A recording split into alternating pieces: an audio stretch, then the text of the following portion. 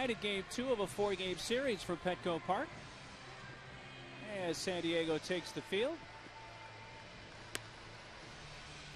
Padres come in at 33-42. The Astros 2 games under at 36-48. Here's the starting lineup for Cecil Cooper. Strohs, Michael Bourne leading off in center field. Then Tejada in that 2-spot. Berkman batting third, hitting .500 in his last 5 games. Carlos Lee, the cleanup hitter. Then Blum at third base. Pence playing right. Matt Queda at second base. Another former Padre. Guterro's catching, and Hampton, the pitcher, batting ninth. 26-year-old Josh Banks, the starting pitcher for San Diego. His first start of the season and 2 other appearances this year were out of the bullpen against Oakland and Seattle. Mentioned in the pregame show, Josh pretty much throws everything up there. Sinker, slider, four-seamer, curveball, changeup, split finger. Sets up for a split finger right there. Stay out of the heart of the plate and keep the ball in the yard. Michael Bourne leading off, and we are underway with a first pitch strike. We get underway right on time at 7:05 and 69 degrees at game time tonight.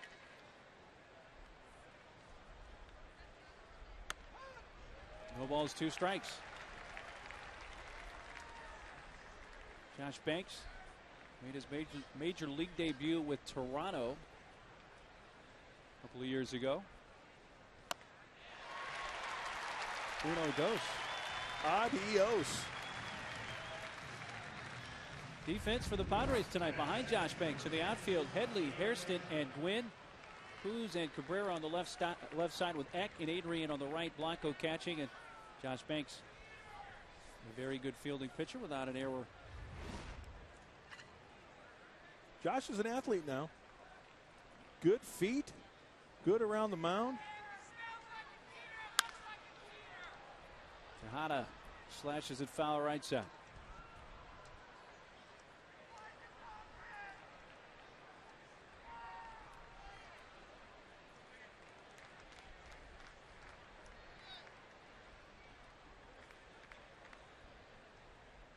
The 0-1 pitch to Tejada.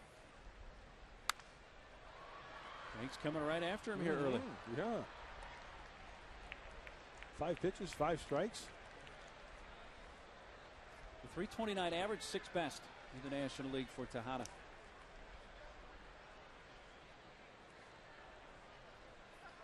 Banks' last appearance in relief on the 25th at Seattle. 3 1/3 innings.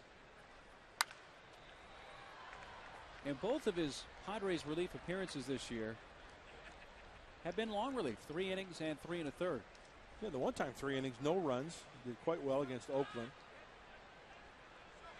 Against Seattle, 3 1/3, give him a couple runs.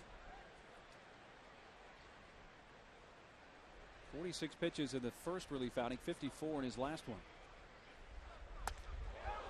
And he moves Tejada off the plate. There's, oh, it hit him? Wow. Let's check out the grip of Josh Banks.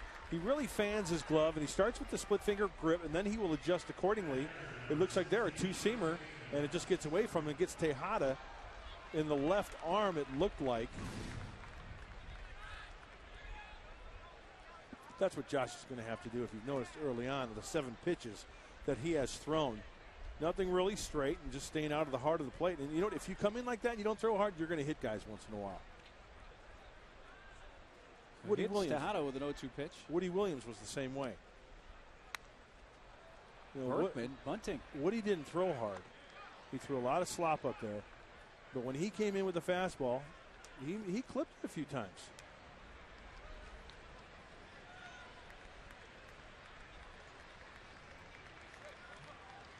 Now, the reason Berkman tried to lay down the bunt is the shift.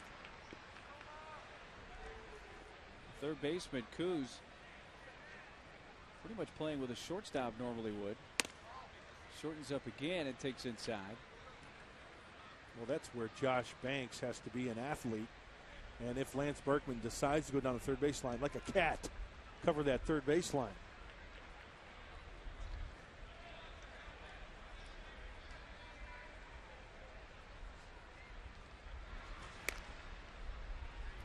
Either that's a little soul patch for Josh Banks, or he just got done biting his fingernails and he got a fingernail hanging from the bottom of his lip.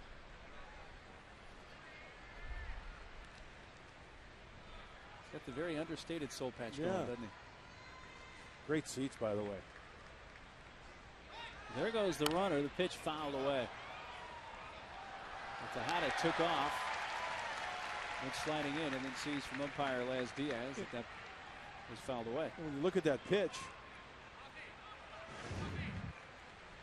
Berkman was protecting. That pitch was up and away, and Tejada wasn't convinced that he had to get Laz Diaz saying, hey, you got to go back to first base. He was not convinced that was a foul ball at first. So that looked like a straight steal attempt then. He never really looked back. Right. Just straight to second base. And that punched through and into right field. So he got it through that shift nonetheless. And Tejada trots down to second. So after thinking about trying to beat that shift with a bunt, he pulls it right through that shift for a base hit. Seems like that is what Lance Berkman would do. You know, he's such a good hitter, and he makes this lineup even better when he is in it. He tries to lay down the bunt, beat the shift, but gets a pitch that he can drive and pull to the right side. Even though it was outside. Yeah. On the outside corner, he good pulled plate that coverage. pitch. And Carlos Lee.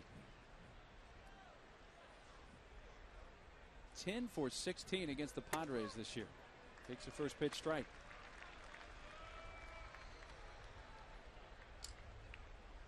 Knocked in the go-ahead run in the 6th inning of last night's game.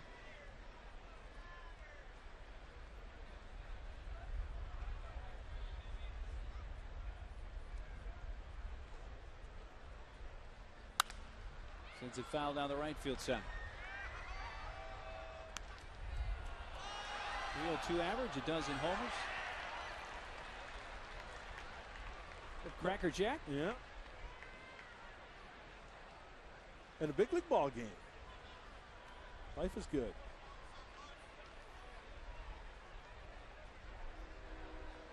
After Banks struck out Bourne to begin the game, a hit by pitch of Tejada. Berkman a base hit. And then fouled back this way by Lee. I was just about to mention on that 0-2 pitch what kind of swing Carlos Lee was going to take.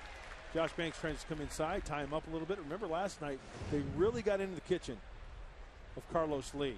The late setup by Henry Blanco, so the runner at second base cannot indicate location to the hitter. Sometimes they'll pass along that to the hitter. Got him on strikes. Foul tip into the glove of Blanco. And the second strikeout for Banks here in the first. Nice job by Josh going back and forth, in and out. The pitch before this was inside. That pitch there has a little bit of funky movement on it. And Carlos Lee, you can see him trying to go the other way, but Henry Blanco holds on for the strikeout. That's a pitch right there by the young kid. That had a little tail back towards that outside it corner. had some funky movement to it. I think you saw Carlos Lee trying to describe that tail. He was in the dugout. With 2 outs, Jeff Blum. Breaking ball, strike one. You know what? That pitch there had some funky movement on it. Josh did tell me before the game. I was joking with him. I said, hey, what are you featuring? You know, anything I need to know about? Anything new? That was a splitter, it looked like. I said, oh, okay, how about a knuckleball? He goes, yeah. Seriously? Yeah. Okay. We'll keep an eye out for the knuckler. 1 ball, 1 strike.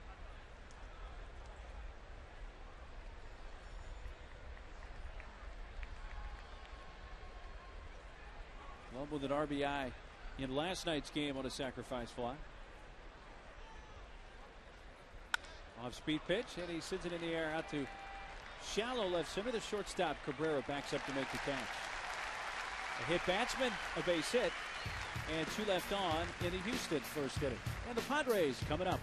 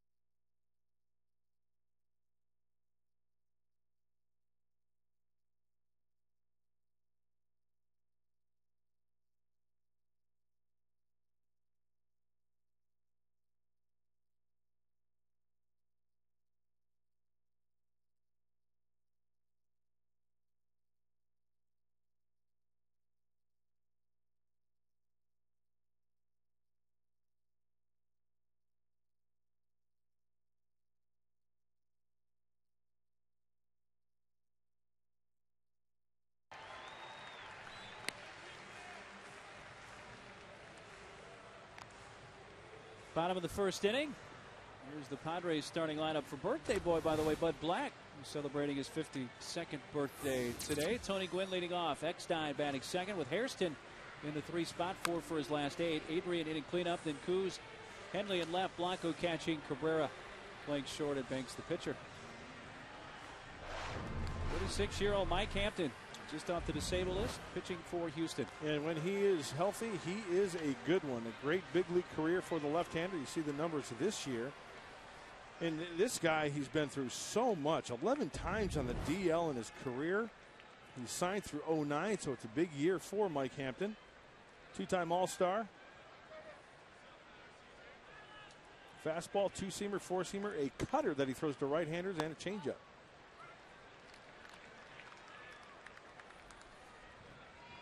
Happy birthday to that left-hander. He looks great, doesn't he?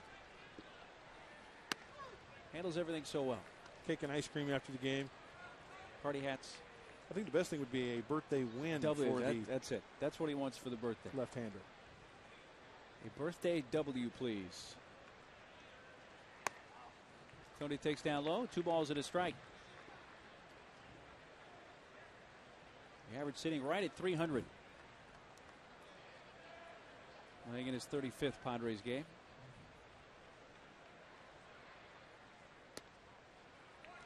Off the outside corner.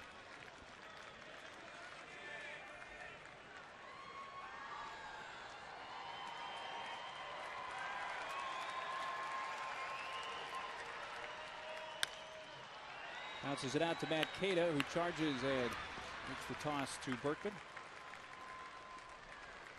1 away. Here's the Houston defense, brought to you by SD Storage, where $1 moves you in. Go to SDStorage.com to find a store near you today.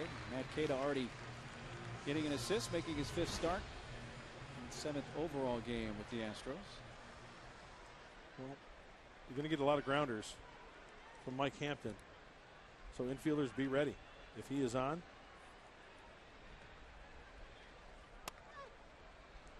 Strike 1 to Eck.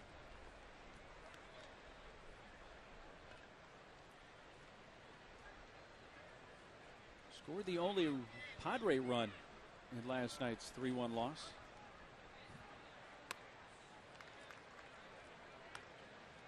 Hit by pitch by Roy Oswalt to begin the 4th, and later scored on a wild pitch.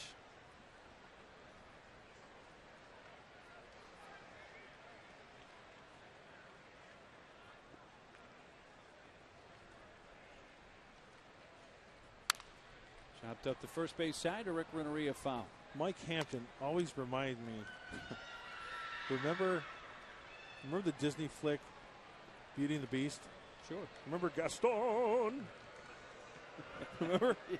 He's got the chiseled chin. He's got the features of Gaston. Doesn't he? Yeah, he does. Line down the left field side. Fair ball. It's scooping into the corner. Eck motoring for second. Lee picks it up on the warning track, and it's a 1-out double for Eck. 15th 2-base hit of the season. If you throw something soft and elevated on the inner half of the plate to David Eckstein, that spells trouble. But he can also go down and get the off-speed pitch and keep it fair. Catches it out in front. Usually when a guy catches it out in front like that, you're going to hit it foul. He keeps that one fair.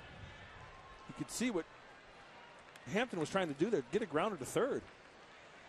With the ball being down and the breaking ball with that downward tilt.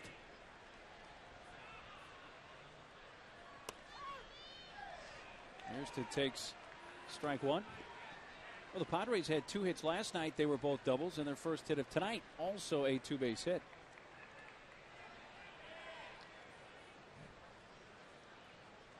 Scott had one of those doubles last night in a 1-for-4 game.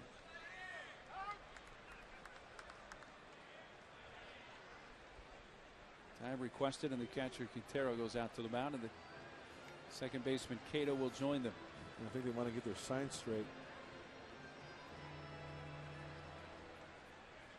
Did I just see him say, you lip reading? If I shake first sign? I don't know. It could have been anything. Could have said, I had fish for dinner. I thought it was first sign.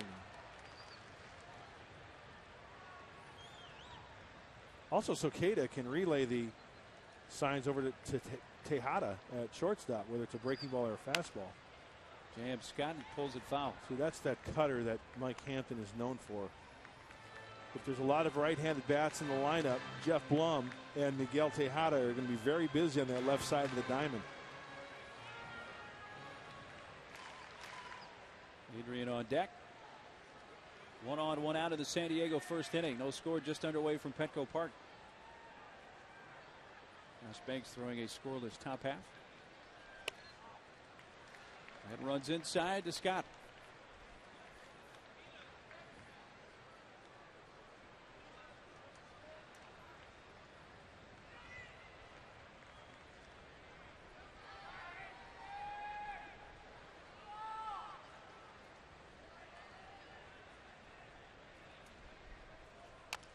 Little check swing foul near home plate.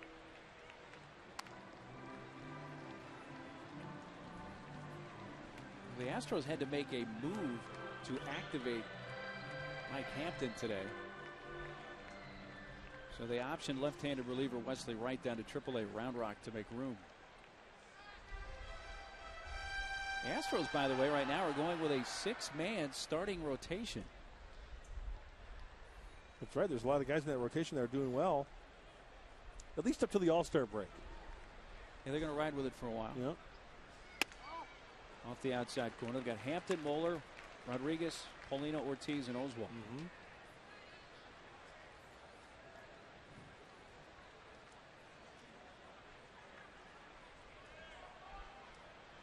2-2 on Hairston.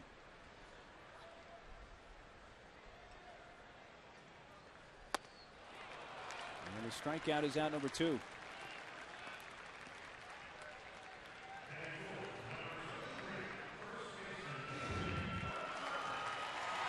Turn that one over.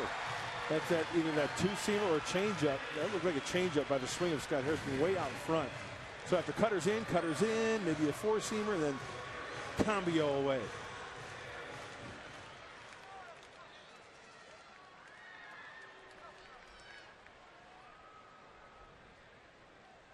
First base open and Adrian up. And a fastball, strike 1.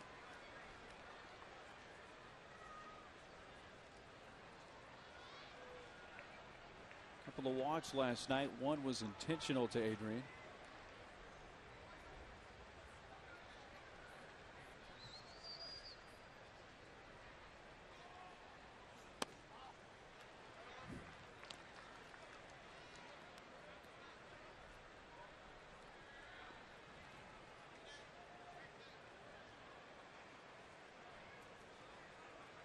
So this being the last day of the month of June, Adrian has walked 32 times this month. It's jam, swings and misses. Good movement from Hampton. That means he's getting through his pitches. Mentioned that he was on the DL with the left groin strain, and when your lower half of the body isn't right, you're not going to get the good action out of the top half. That action proves that he's getting on top of the baseball, getting through the baseball, and everything's working.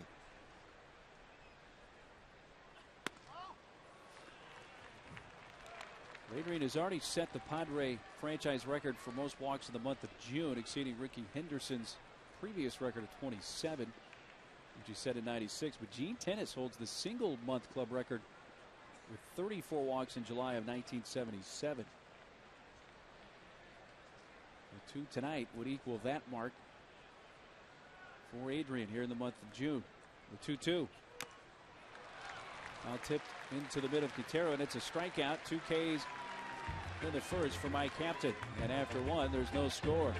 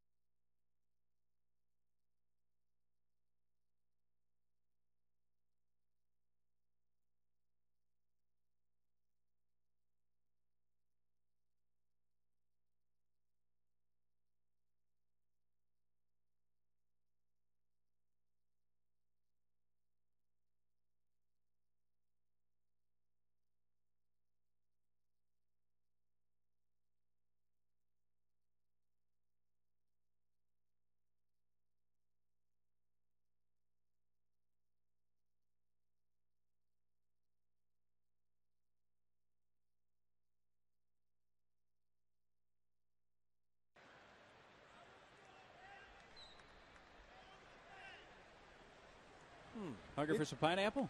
Interesting. You know, I've always thought, why is it cargo goes by ship and shipment goes by land? Hey, I got to ship you something. Deep. Okay, you put it on the truck, you go on the interstate. Hey, can you send me something cargo? Oh, we'll have to send it cargo. You put it on a ship and it goes on the water. And why do you drive on the parkway and park on the driveway? Yeah. Hunter Pence swings through that. No balls, 2 strikes.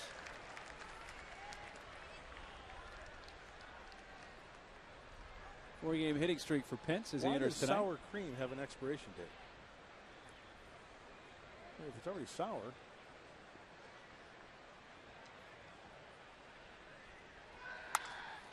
To right field, and Gwynn in a few steps. Those are all Carlin jokes, aren't they?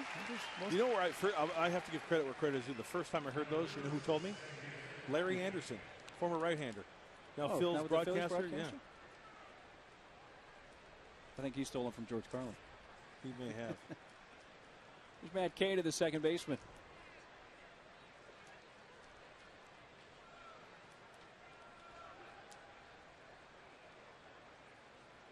"16 games.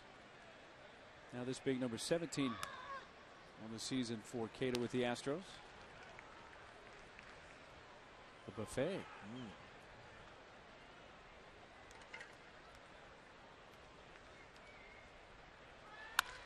Whacks it to short and caught by Cabrera. Well, kind of slicing away from Everett. It was a bit of an awkward jump, but he was able to corral it.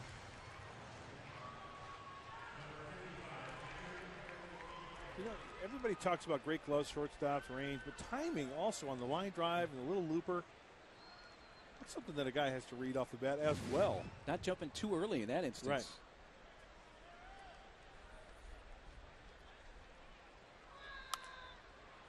Otero fouls it back.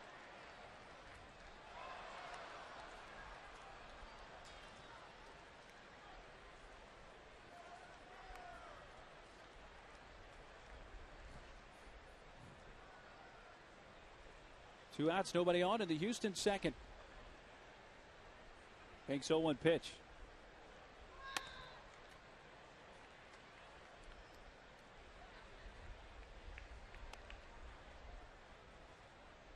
In 2003 and 2004, Otero spent parts of each of those seasons with the Padres. 12 games in 03, 23 in 04 with San Diego. 1-2. Those were his first 2 seasons in the big leagues.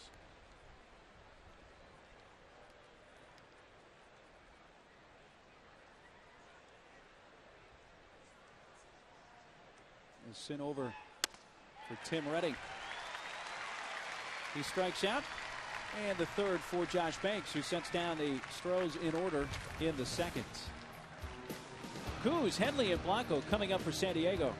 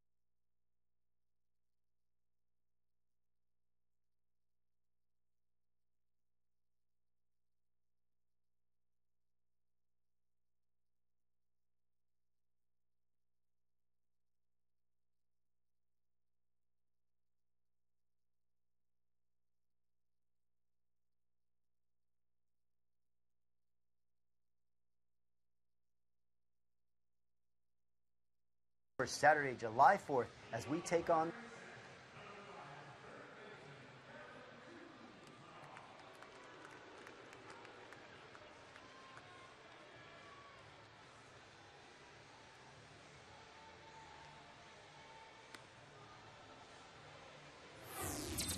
Hey fans, get ready for the beach with a free Padres beach towel. Get yours Saturday, July 4th as we take on the Dodgers at a special 1:05 start time. This year's Padres Beach Towel presented by San Diego County Toyota Dealers. Get your free Beat LA towel Saturday, July 4th. Here's your Padres take on the Dodgers at a special 1:10 start time. Could use it as an ascot also. An ascot. Smoking pipe. Going to the races. Holmes. Pork bellies. I knew it.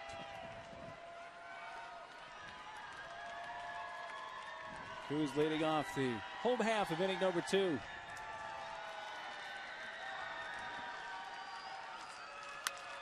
Lines at center field. Michael Bourne back and reaches up to make the catch. Struck well by Coos, but lines out to deep center field for the first out.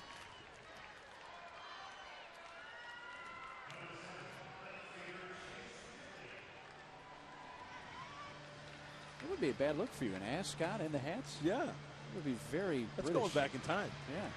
That's almost like Citizen Kane. Orson Welles. Orson Welles, yeah. Yeah. Sitting in front of that huge fireplace that he had. Rosebud. Rosebud. Chase Hendley takes the 0-1 down low.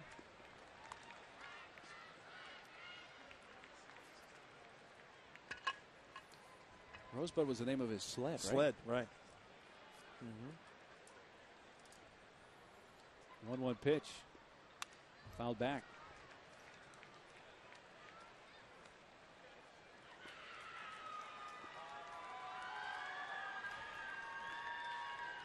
One out, nobody on in the San Diego second. No score. Padres and Astros moving on here. Game 2 of this 4-game series.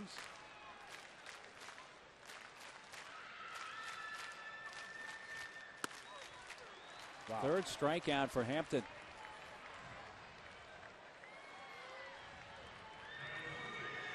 Big appetite, small budget. You could satisfy both with Sequan Casino's incredible all-you-can-eat prime rib buffet, now for only $10.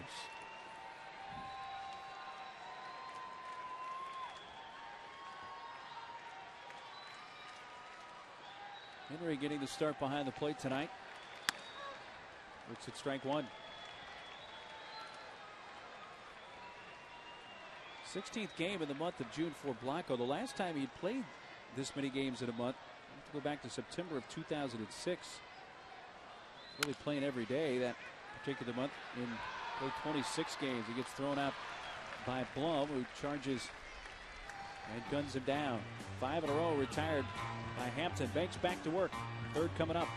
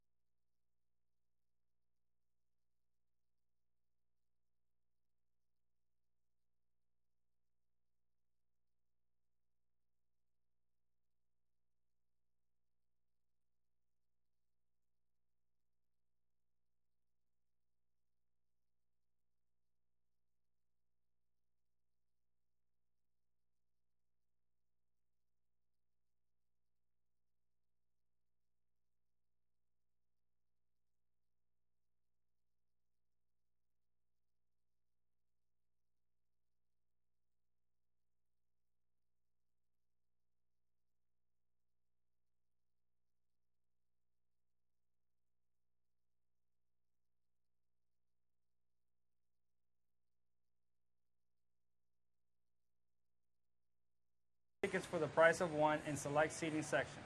Enjoy 2-for-1 prices on tickets at Wiener Schnitzel Hot Dogs Thursday, July 2nd with Padres 2-for-1 getaway days presented by Southwest Airlines. Out towards Point Loma as we head to the top of the third inning.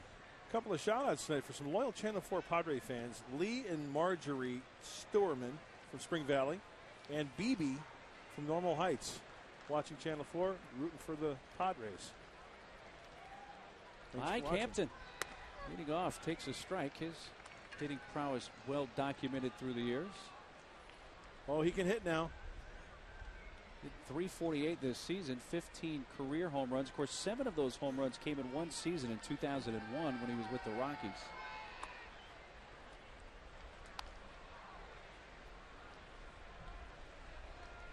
In 2003, he became the first pitcher to win a Gold Glove and a Silver Slugger Award in the same season. A good hack. Behind it, 1 ball, 2 strikes.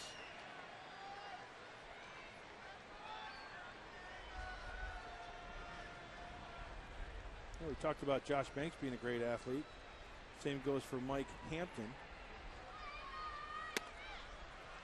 Takes outside 2-2.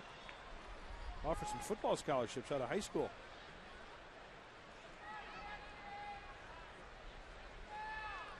University of Florida, Rutgers. He had a football and baseball scholarship from Florida State.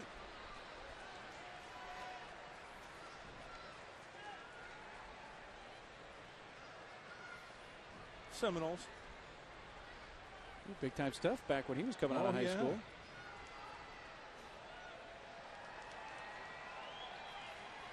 Fallen on a few hard times since then. 2-2 pitch. Full count. And you can see Josh Banks is pitching to him like he's a, everyday number 4 or lineup 5 hitter. hitter. Yeah, absolutely.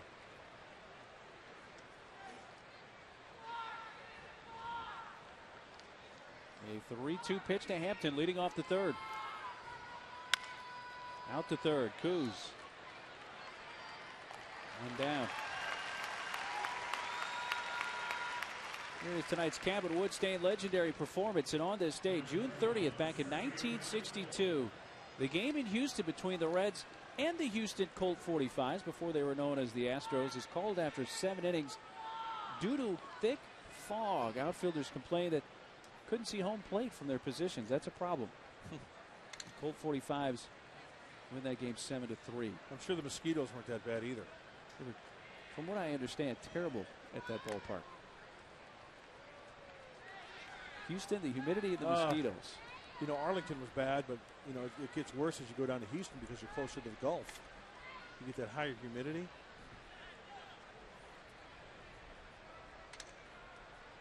Well, of course, our series with the Astros was in early May, and the roof was closed in Minute Maid Park. Every game of that series, and it was still early May. They weren't messing around with the humidity even at that point of the year. 0-2 on Michael Bourne. Already the 5th 0-2 count that Josh Banks has gotten the Astro hitters into.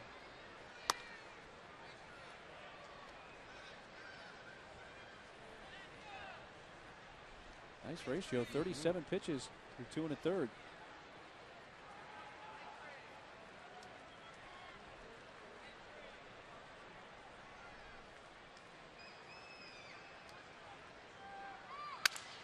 Breaks his bat. Adrian, the race to the bag, and he beat it.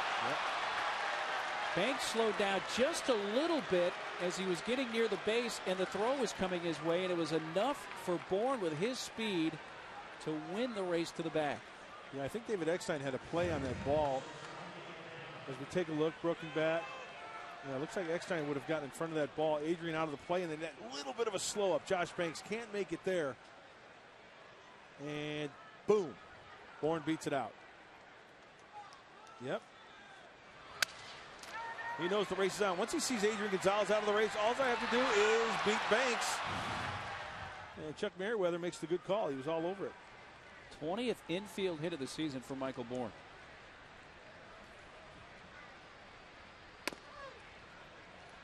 Strike 1, 2, Tejada.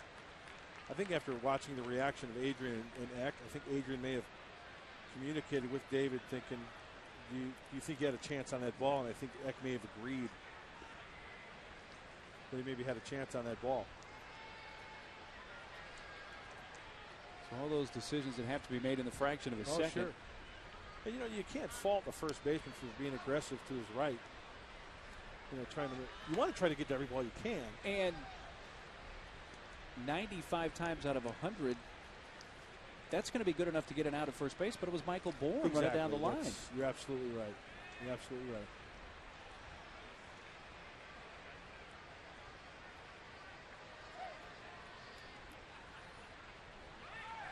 There goes Bourne, and it's hit fair past Coos down into the left field corner. Bourne is going to come around and score the game's first run. And Tejada will stop at second with a double. 1-0 Houston.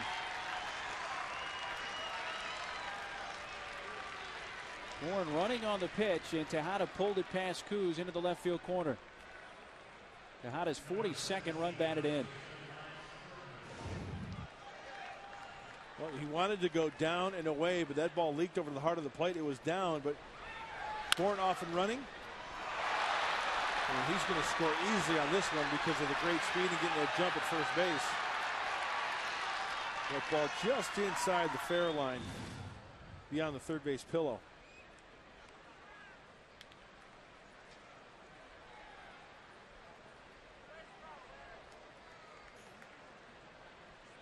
Brings up Lance Berkman, the first baseman.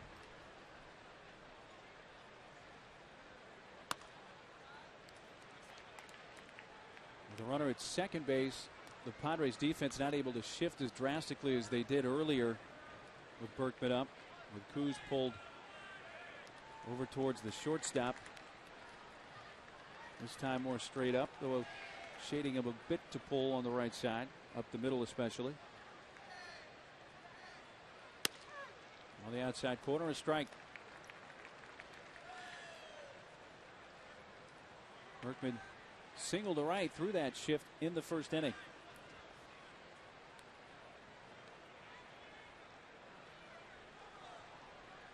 And Berkman catching fire. 9 for his last 17. 1-2.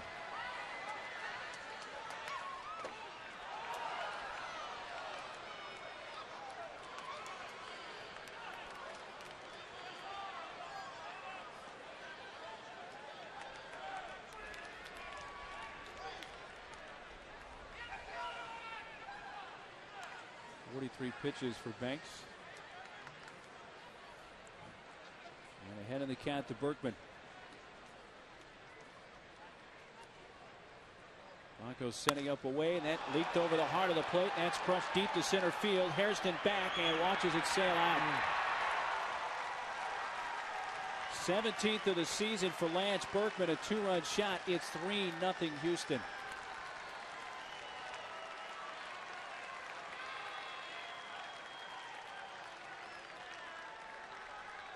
'46th and 47th RBIs for Berkman, who is definitely on fire. He makes the lineup so much better, and when you hang a pitch like that, Houston, we have a problem.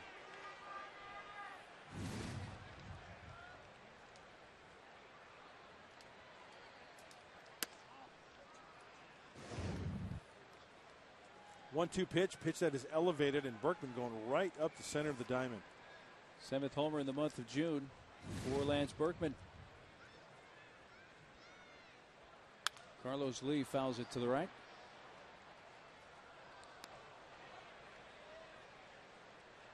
And how did this whole mess get started? Michael Bourne beating out an infield hit with 1 out. Instead of bases empty, 2 outs, man on, and it just kind of blows up from there. Popped up by Lee. Blanco back towards the screen for the second out. When you think of the offense of the Padres in this game facing Mike Hampton, Hampton's on the pitch count tonight, coming back, right? Yeah, Cecil Cooper mentioned, around 90, 85, 90. So, with that said, if you think you can get Hampton out of the game, it's not like, we get into the bullpen of the Houston Astros, because we're mentioned in the pregame show, in the month of June, they've got a 2.4 ERA. So they've been throwing the ball extremely well out of that Houston bullpen.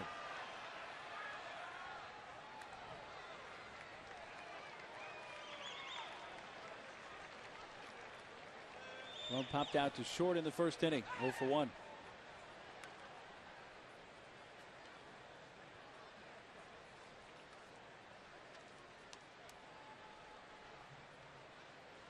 Workman's 2-run shot here in the third inning. Up the middle, but cheating that way was Cabrera, and the shortstop throws out Blum. But 3 runs on 3 hits in the Houston third, capped off by the Berkman 2-run shot.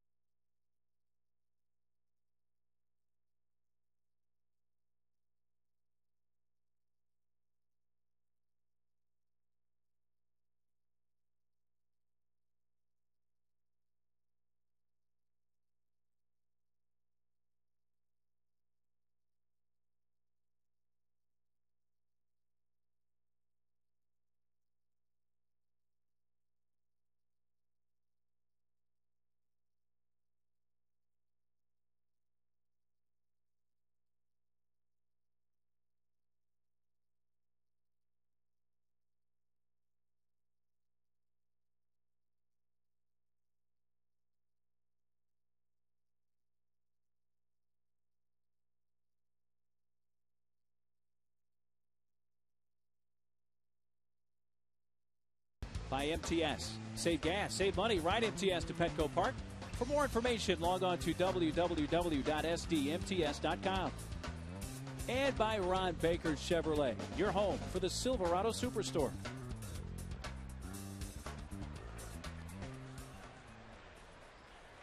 Back inside Petco. Bottom of the third, 8, 9, and 1 hitters for the Padres.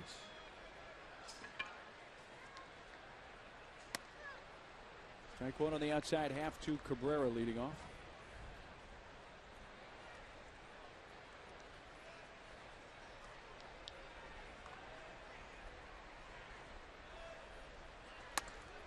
Up high for Mike Hampton. Everett has started every game since he has come off the disabled list. And since returning from that DL, he's hit safely in 8 of 10 games. He's fun to watch.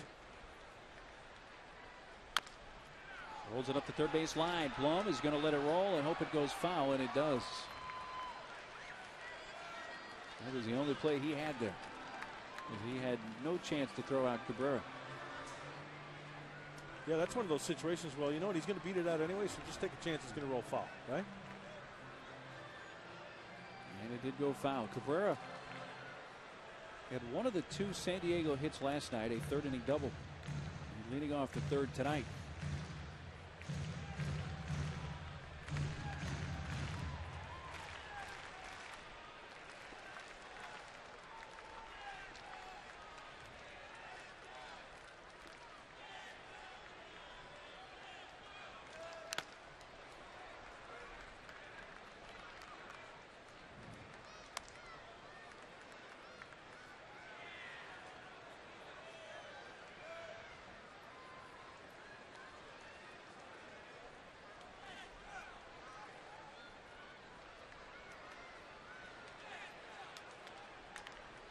Hampton with the 1-2 pitch. Never kept waiting on that off-speed delivery and fouled it back.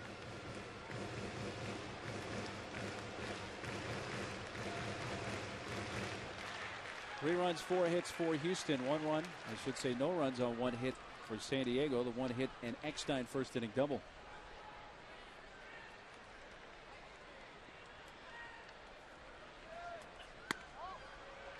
Inside to Everett. 2-2. Just when you think that cutter's going to come on the inside part of the plate, then Hampton will throw that changeup like he did to Hairston earlier. You really have to be short and quick to the baseball. Easier said than done. Towards the hole. And Tejada gets it by a step. 1 away. Well, here's tonight's Energy Resource Center Power Player answer. And the question in the 98 Division Series between the Astros and Padres, Kevin Brown had 16 Ks and beat which pitcher? Hampton, Ryan, or Johnson? Tell you what, I remember that game. Randy Johnson's the answer. Kevin Brown was electric.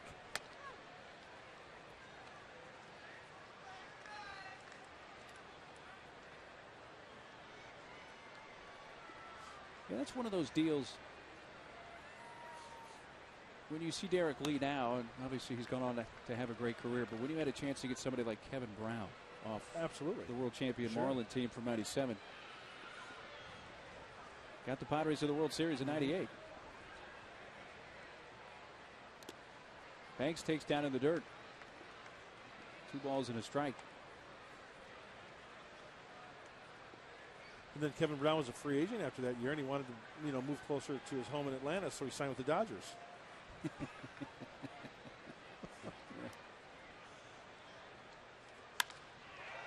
Center field, and Bourne to his right it in. 2 outs.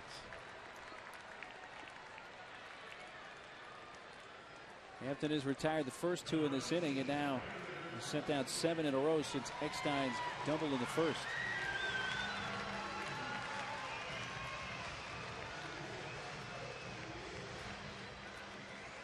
Top of the order, Anthony Gwynn. Rounded out to second his first time up. Check swing strike.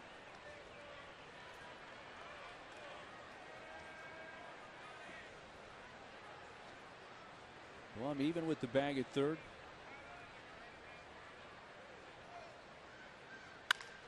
Pulled behind the bag at first fair where it's scooped up by Berkman. A little juggle, but he gets it to Hampton. And the 3-1 put out ends the inning. Hampton is set down 8 in a row with the help of the Berkman home run at the end of 3. 3-0 Stros.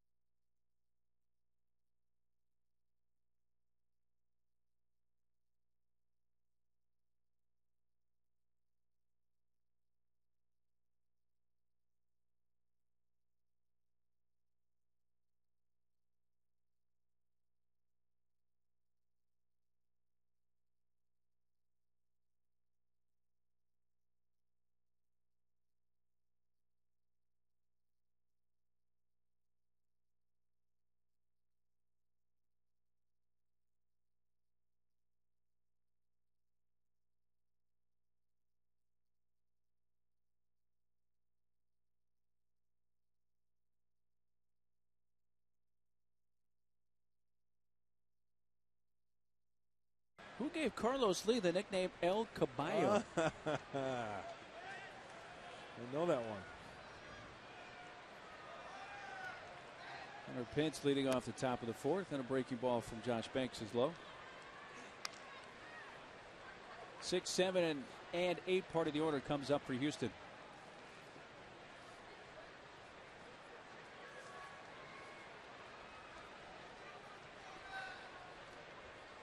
Pence line to right in his first AB.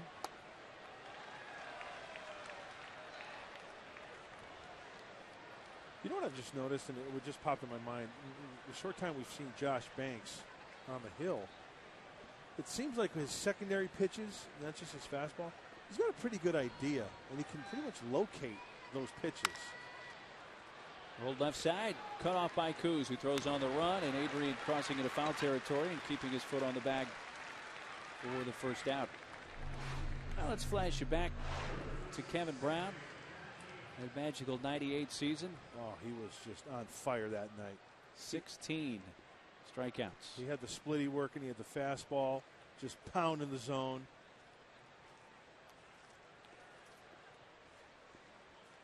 Man. Getting Derek Bell there. Splitty. Luisa Salou. Splitty.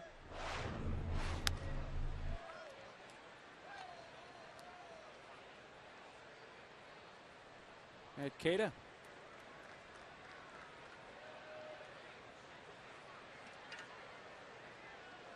Keita backwards is attack.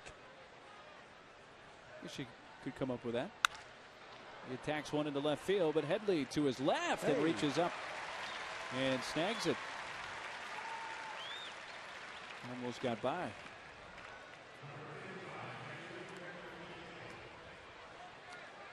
Good seats up there, the left field line, having a social sparkler, talking about the big league ball game.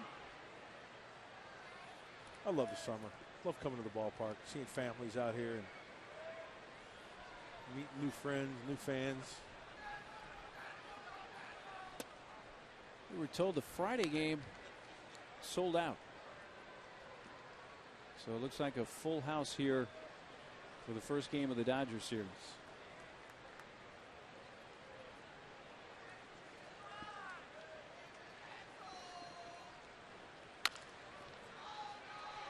Kuz charging. Montero hustling, thrown out by a step and a half. 5 in a row retired by Banks since the Berkman home run.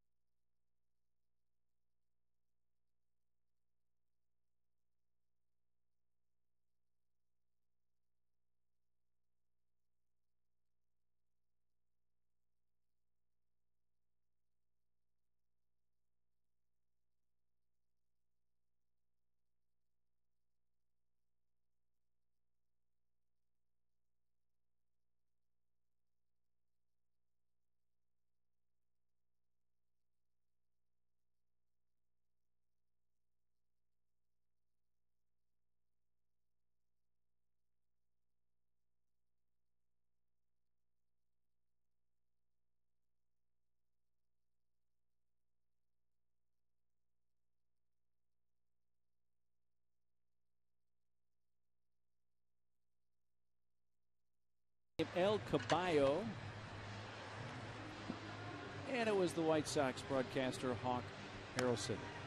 Just one of his many Hawkisms.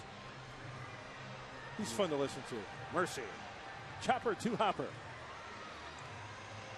Ducks on the pond. Hang with them. He gone. Yeah, he gone. Yeah. And grab some bench. Put it on the board, yes, is probably one of the most famous ones he's used over the years. Out of the order for the Padres of the fourth. Eckstein leading off, has the only San Diego hit, a first inning double.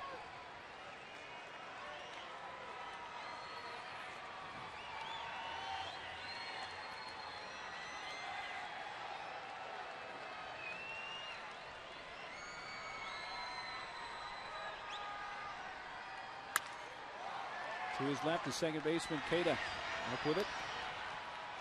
2 pitches, 1 out in the fourth.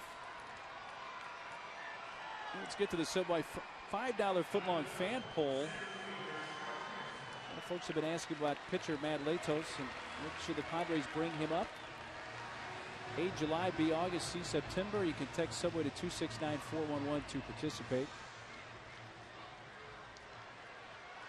Randy Fuson was quoted as saying the other day that they do not want to bring Latos up at this point because it basically would be ending his season in August because of the number of pitches if he were to pitch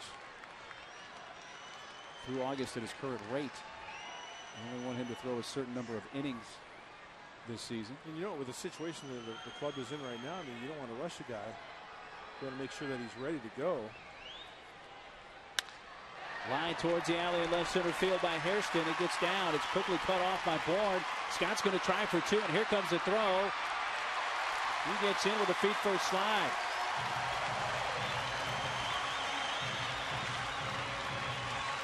Third tee double for Hairston, and he had to be busting right out of the box because Bourne played it very well in left center field. A great throw from center field. Take a look. It's an off-speed pitch down and away again. And then the race is on. 2 hops. Bourne sets up and fires. You know what? I'd love to see that. I'd love to see the good arm on an outfielder, and Scotty gets that foot in just in time.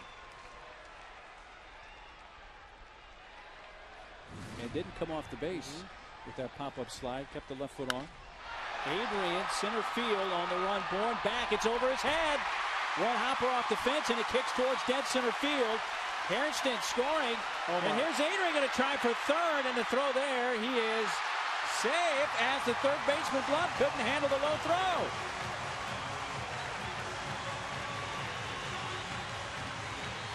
Well, a good throw. Looked like it would have got Adrian easily, but Blum unable to dig it out. And it's an RBI extra base hit for Adrian, and it's 3-1. Being aggressive, first pitch, it was away, and he takes it towards the deepest part. You see Bourne try to dink the runner. They see that glove go up. They think, oh, okay, I got to go back and tag or hold up. And then, right here, the short hop hits Adrian.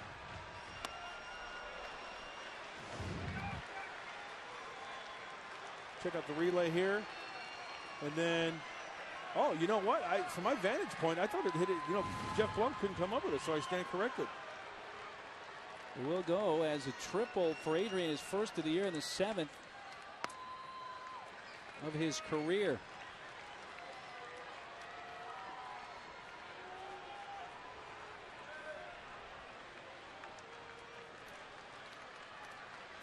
'48th RBI of the season, bringing in Hairston.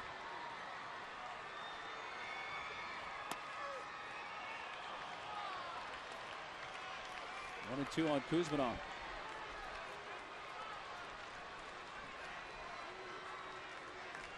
Well, he's got the Lucha Libre mask on tonight. He's locked in. This guy's game face on.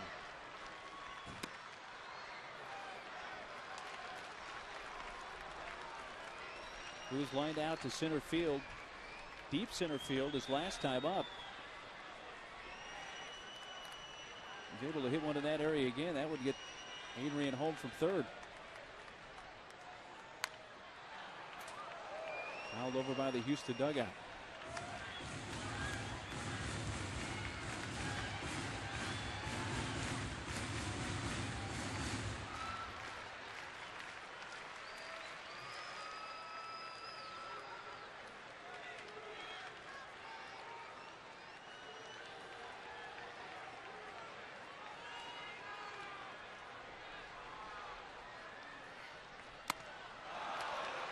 Strikeout is the second out. 4 punch out for Hampton.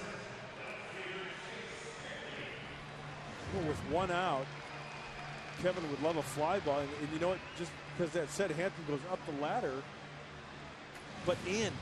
Ties him up a little bit.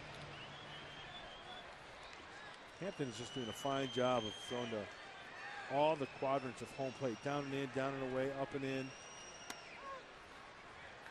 First pitch cutter.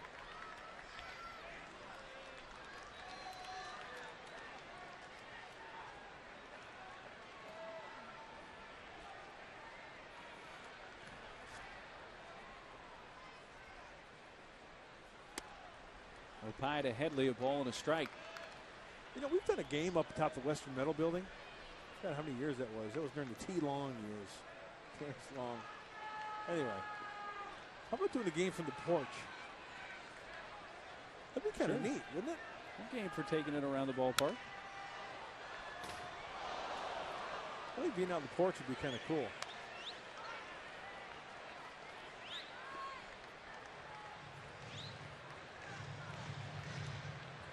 The view down there, you know, first couple rows there. Mingle with the fans. A couple social sparklers. The ladies have the front row seats. Uh-oh. Todd Hutchison having a word with Adrian.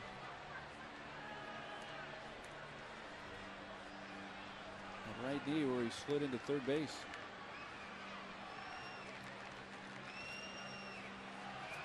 You know, sometimes, and I'm just, as we take a look,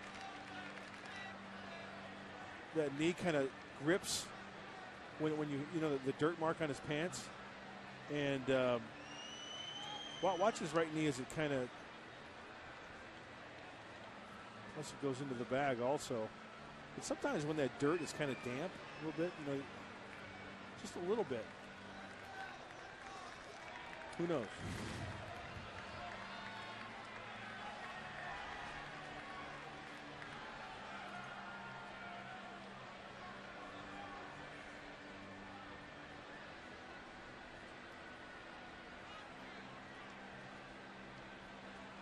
You notice Adrian keeps pointing to the inside part of that right knee.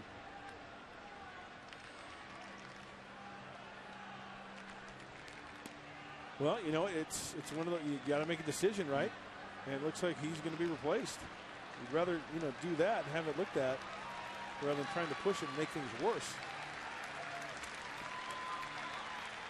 Adrian has the longest active streak for consecutive games played in the major leagues right now. Tonight being the 283rd consecutive game, which isn't far from the Padre record for consecutive games played. Steve Garvey played in 305. See number 22 come in now, right?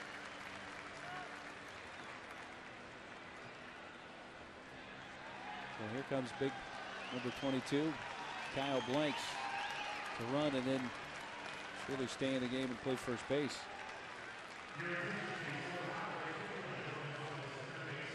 Adrian's night ends here in the bottom of the fourth.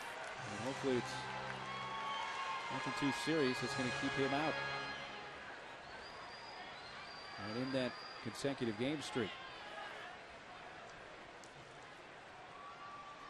1-2 to Headley, bounced towards the hole. Tejada low, but dug out by Berkman. Padres get a run on the RBI triple by Adrian. And at the end of 4, it's 3-1 Houston.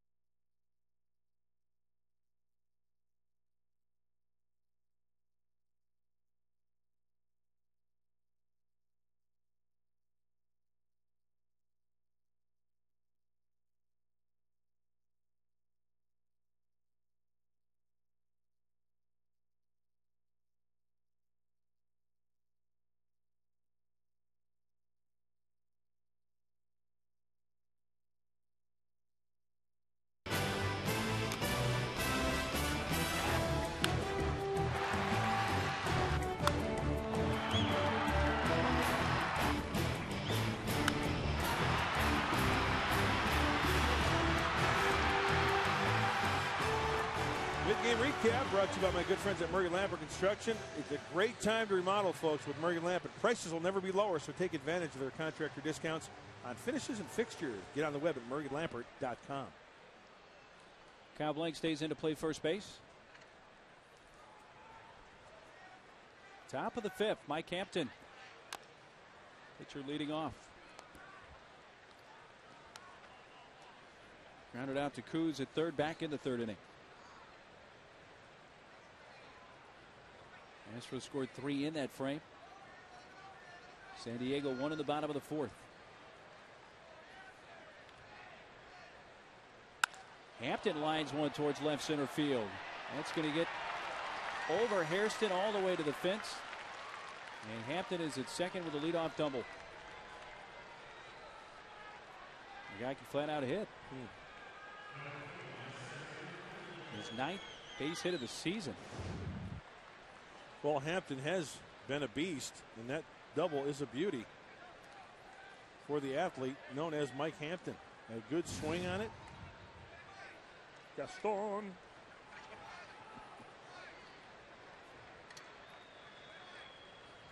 Leadoff man aboard for the first time in this game for Houston.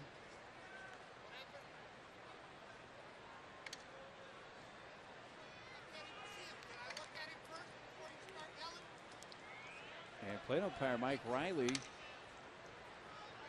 and Ted Simmons. And perhaps even third base coach Dave Clark of the Astros involved in that. I think you're talking about being out of the box. Dave Clark. Bunted by Bourne. Letting it roll. Foul is Coos. And I'm just speculating here, but Dave Clark was really out of the box down the third base line. And I think maybe Ted Simmons said something to Mike Riley. Because I could hear Mike Riley on the field. Mike, she goes, will you let me look at him before you start yelling? I think Mike Riley wanted to get a look at Dave Clark. And he's not in the box anymore.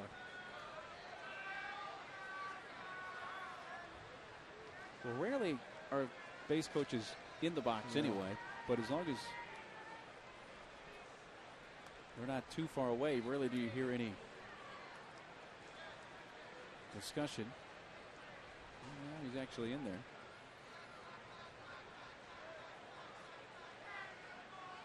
One again. Showed bunt, then pulled back and swings away.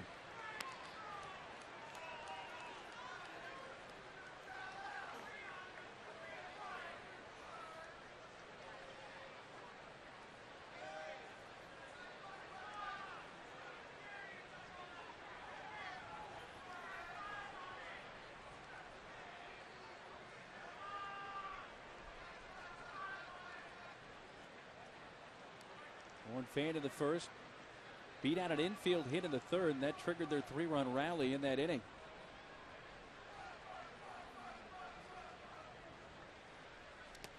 Oh, nice block by Henry. When you got a pitcher who throws these change-ups, when he throws the split fingers, there's going to be times when you yank one.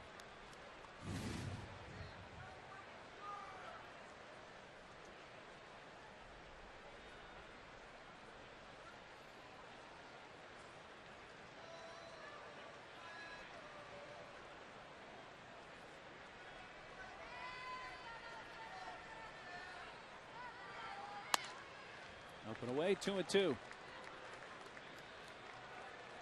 get a sense of what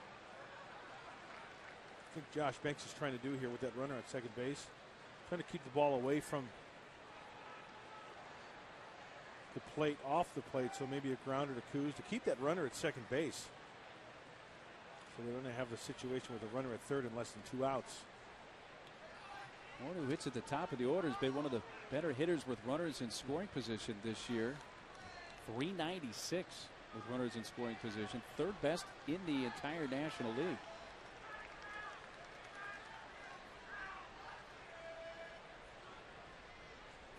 The 2-2. Pulls to first. That will advance the runner. Blanks takes it to the bag. Bourne advances Hampton over to third.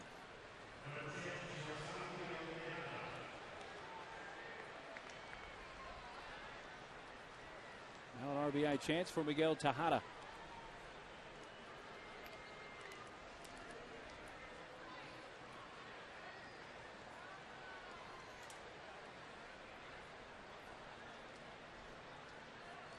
You know, I want to mention something after this pitch that I just witnessed. Okay, Michael Bourne just grounded out to first, right? Mm-hmm. He stopped, took off some batting gloves, and gave them to Jose Cruz over at first base. Well, I noticed that why also. Why wouldn't he just bring him back to the dugout? I noticed that, but I thought perhaps he was collecting stuff that Hampton had left behind. Did Bourne bring something back? Yeah, that's what I thought. Oh, okay. Back towards the mound. Speared by Banks. Gives a look back to the runner at third, Hampton, and throws out Tejada. 2 down. I don't know that for certain. That's the only thing that crossed my mind that he could have done there. This is huge. Nice spear attempt by Josh. There's Bourne taking off his gloves, and did he switch him out? He swapped him out. Yeah, that's what it looked like he did. All right. But I have no idea what just happened there. Chop, chop. Cheo Cruz. That guy could hit. Jose Cruz. Oh.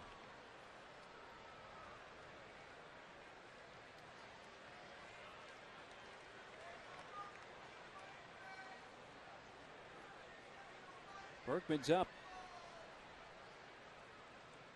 2 for 2 tonight, and a 2-run home run. The shift is on. 3 defenders on the right side.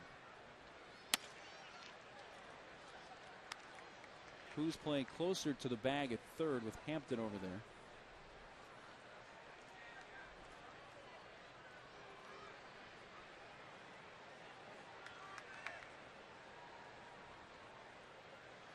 And now Blanco stands up, and they're going to just put him on.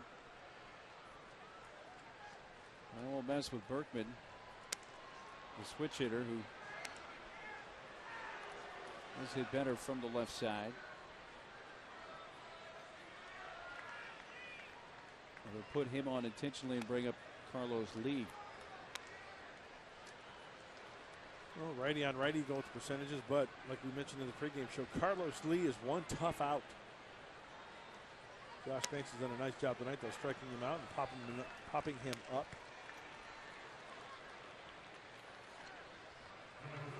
Well, Carlos Lee, even though he's 0 for 2 tonight, is 10 for 18 against Padre pitching this year.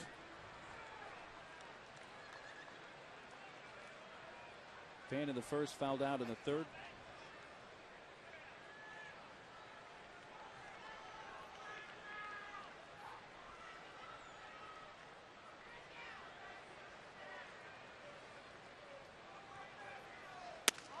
Ball 1 is outside. 70 pitches from Banks.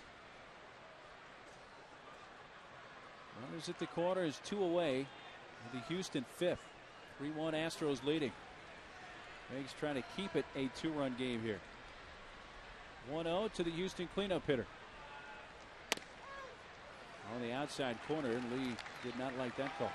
Well, Mike Riley may have given him a little bit of a break on that last pitch.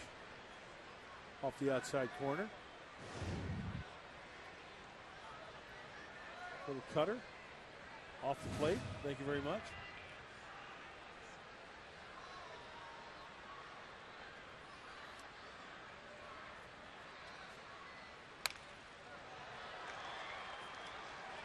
One and two. Well, El Caballo choosing a different shillelagh for this at bat.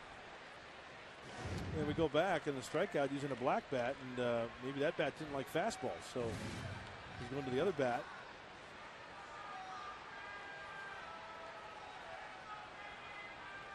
Piece of wood feels better.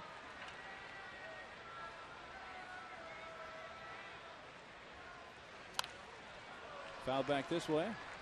Oh, Bo got a hand on it. Nice try, though, Bo. You know, he's got to worry about that camera, so I'm going to give him a.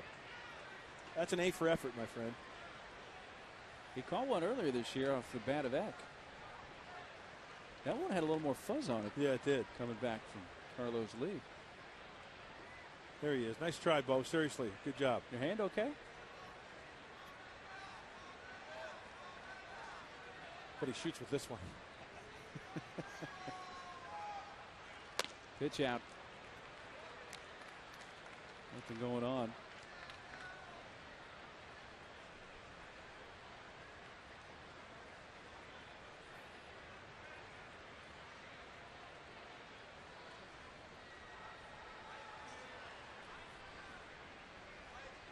Two and two. With 2 on and 2 outs. Left side, one hopper. Coos on his feet and his second for the force out. Leadoff double by the pitcher Hampton. He's stranded, as well as Berkman.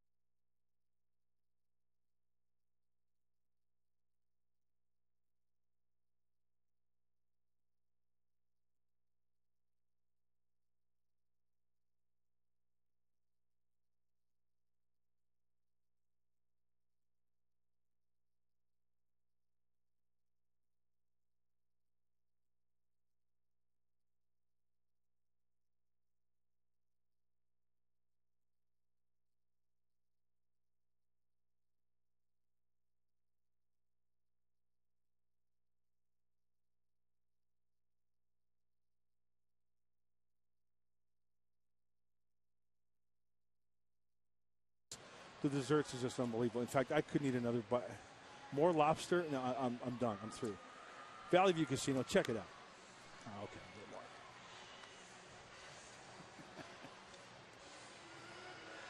Oh, okay. Yeah, for the benefit of truth and advertising, when I asked you if you were going to go have a bite with me, you're in the press room, and you said no, you were full. I was full. I was You want to flabbergasted. overeat. You walk away happy. Oh, you roll away happy, I should say. What kind of pie did you have? Pecan. Is that the same as pecan pie? Pecan. You say tomato, I say grapefruit. I usually say pecan. I'm just giving you a hard time, I partner. know. Henry leading off the bottom of the 5th. Bottom 3 up. Blanco Cabrera, the pitcher spot, due up 3rd.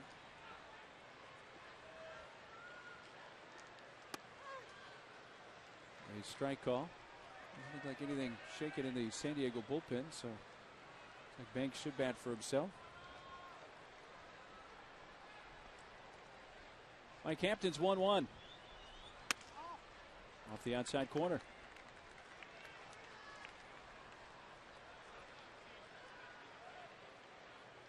Security, good seat, gets to talk to the ball girl.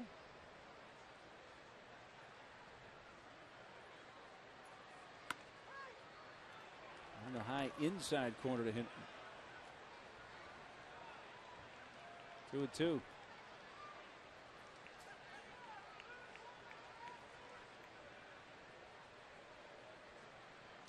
Blanco grounded at third his first time up. Looks at it off the outside edge and a full count. Well, one thing for sure from Mike Hampton, you're going to get something to hit. I mean, my point is he's around the plate. He'll get ahead and expand that strike zone with that cutter or that breaking ball or that changeup. If he's got that cutter working on the inside part of the plate like this pitch here, oh, that was a four-seamer it looked like. Cada And Henry grounds to second. One out in the fifth. 62 pitches for Mike Hampton, and you mentioned it earlier. What did Cecil Cooper say? Cecil 90, was saying 95? 85 to 90. Okay. Which wasn't a hard and fast pitch count per se, but just kind of what he was looking at.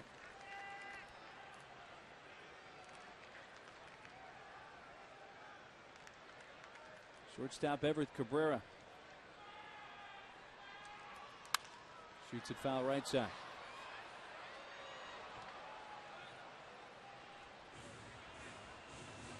Everett in the third led off and grounded out to short.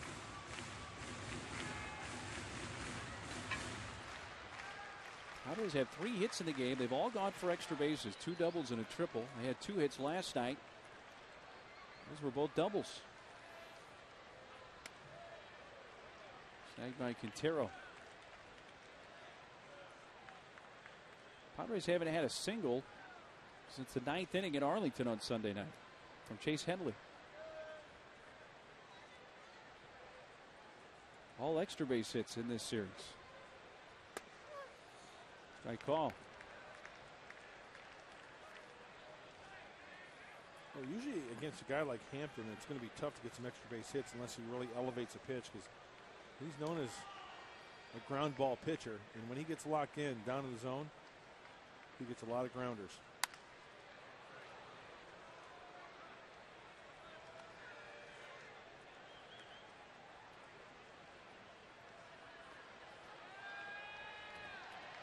To rooms up a new baseball, 66 pitches he has thrown down. You know, something you don't see too often either is a pitcher wearing a number in the teens. You know, I shouldn't say the teens, but 11 like that. 10 and up. Cada. It's his second assist of the inning, 2 down. Doug Grayback wore number 15 for the Pirates. Atlee Hammaker wore number 14 for the Giants. Atlee Hammaker actually wore number 7 once as a pitcher.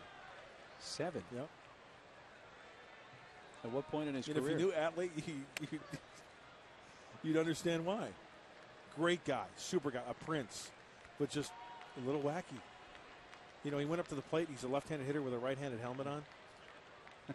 You know what I'm saying? He's that kind of wacky. Mm-hmm. Banks batting here.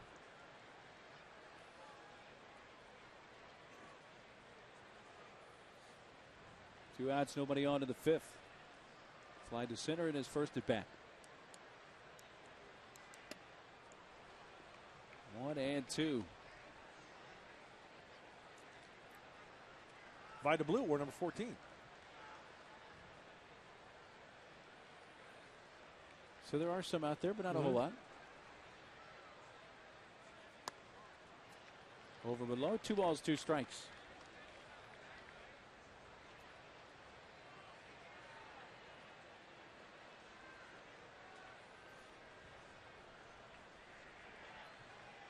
Two to Banks. Another one a little bit low and a full count.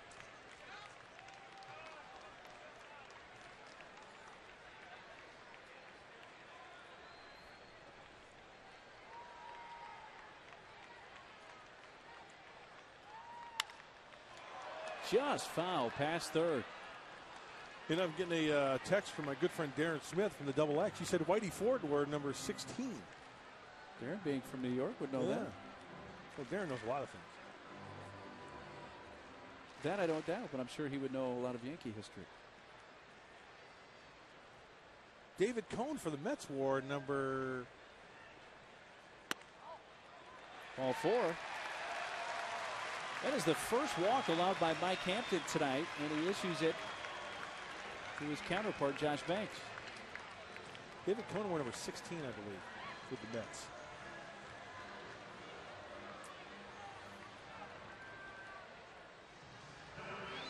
Good visit by Quintero out to the mound.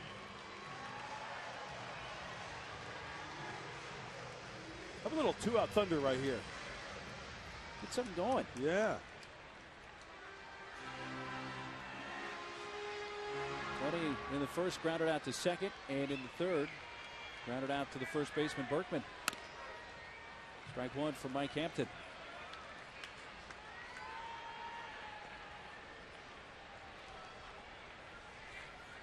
Berkman plays behind Banks at first.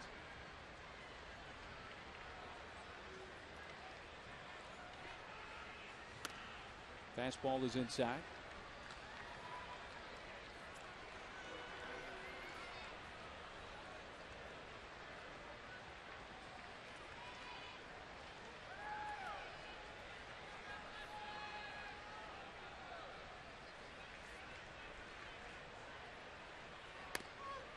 And one hits the inside corner.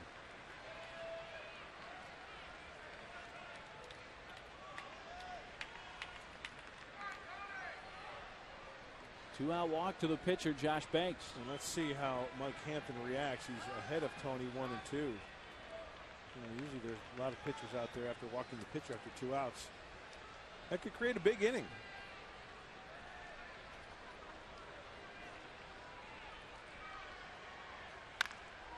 Bounces it to Berkman, who takes a couple of steps to the bag. Two-out walk to Banks. He is stranded, and San Diego is now left 3. At the end of 5 from Petco Park, it's the Astros 3 and the Padres 1.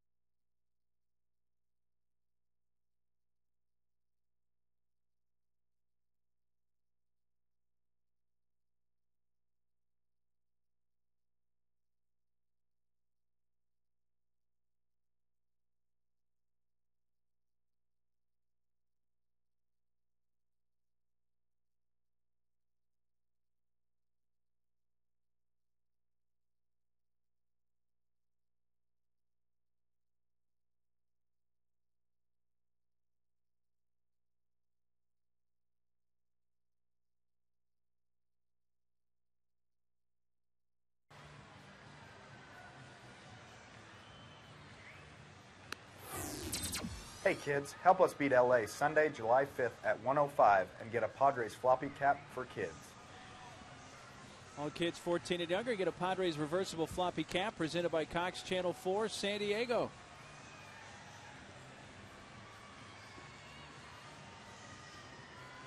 You like this side? Yeah. Better than the blue. I'll show you. Hold on. It's reversible. We've mentioned that since we've been talking about. No, that doesn't work anymore. Leave me with the hats, all right? stick to combing your hair, all right? Tough guy. By the way, people, when you look at this guy, people have emailed me. They say if you put red hair on him and like really tall, he looks like Conan. I've gotten that before. Yeah.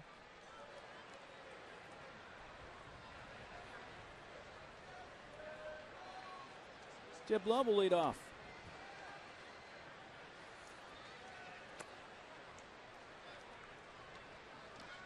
Popped to short and grounded to short, 0 for 2.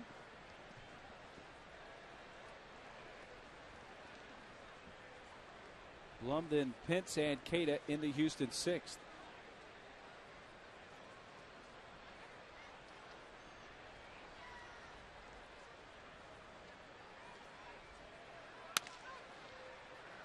Fastball strike from Banks. Houston scored their 3 runs in the 3rd. RBI double from Tejada, followed by a Berkman 2-run homer. San Diego a run in the 4th. Hairston doubled and scored on an Adrian Gonzalez triple. Adrian shortly thereafter left the game with what appeared to be a right knee injury. No further word to this point.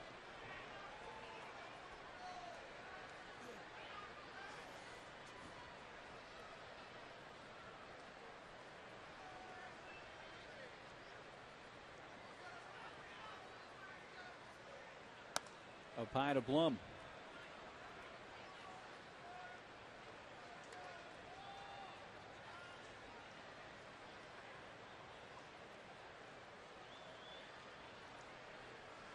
Good conversations with Jeff Blum in the past. You seem to indicate when his playing days are over, he may wind up in the radio television broadcast side. He'd be great.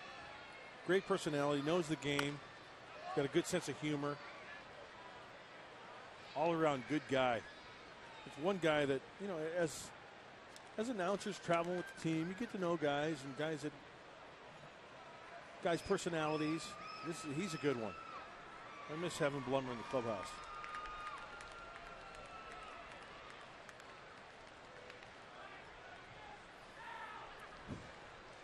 You know, life is good when you got the pajamas. Those look like with the 90s, whatever. Sharply hit. What act to his right?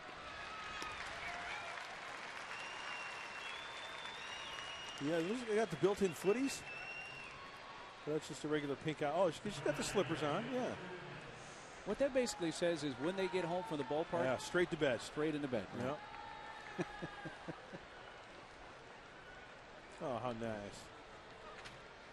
That's a new one. Yeah, that's brand new. I'd say within a few months. How beautiful is that baby? Man.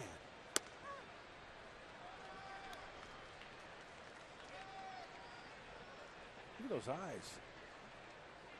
She's sleeping like a baby.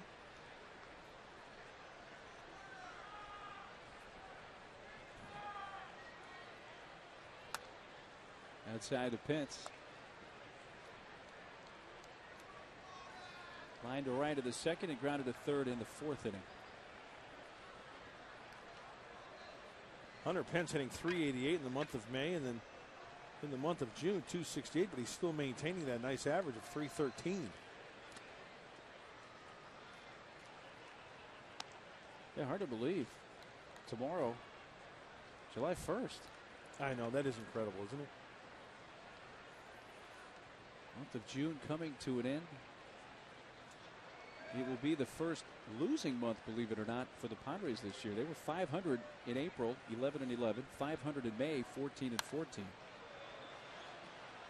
And are 8-17 coming into tonight in the month of June. And you know what? How I think weirdly. Yeah. Coming up Saturday, right? July 4th is the one day to where you can really play the song from Chicago, Saturday in the Park. I think it was the 4th of July. Because it is the 4th of July and a Saturday. Right. You only get to do that about once every 7 years. Yeah. Or so. 2-2 pitch to Pence. He clubs one deep to left center field. Hairston, though, able to make the catch. 2 away. Are you going to play that song on the date? Just they should. Why not? Great song. Even though we've all heard it thousands of times. 2 away, Matt Kay to the second baseman. Did you know that the group Chicago was originally named Chicago Transit Authority? But then they got sued by the CTA. Right. So they just shortened it up to Chicago. Like the Chicago Transit Authority wins a lot of lawsuits these days. I've written the L. They don't need to be suing anybody. Kate is line to short, line to left.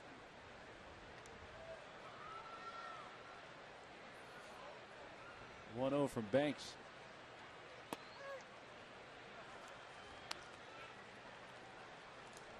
You know what? Josh Banks is making just as many good pitches as Mike Hampton. It's just that the 2-run homer to Berkman's the difference right now. Exactly. The one thing for sure, Josh is keeping him in the ball game. I've been very impressed with Josh up to this point.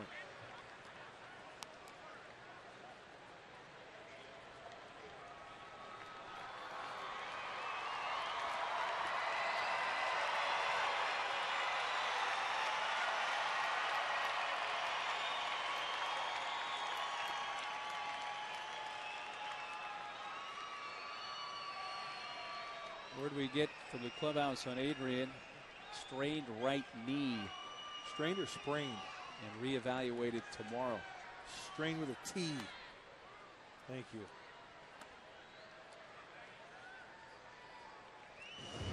Here's the injury, or how we think it occurred, to the slide into third base on the triple, the RBI triple.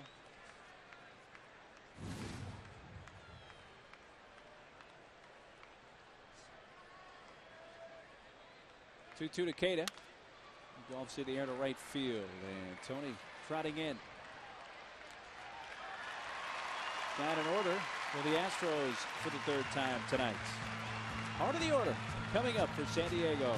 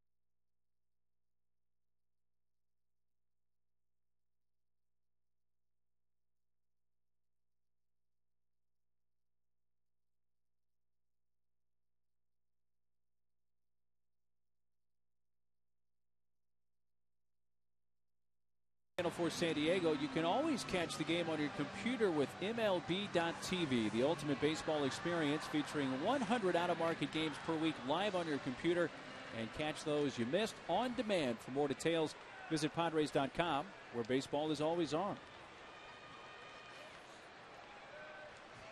Mike Hampton at 78 pitches as he begins the bottom of the sixth inning. Eckstein leading off, shortening up and taking a strike.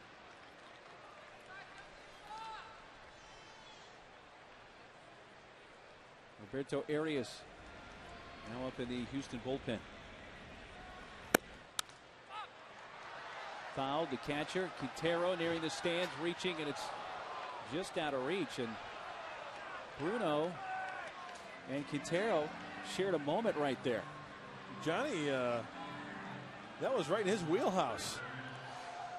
And don't have another cookie there, Cha-Cha. Yeah. Hey, snacks. Okay, yeah, nice try, but let me get back to my cookies, all right? Take a hike.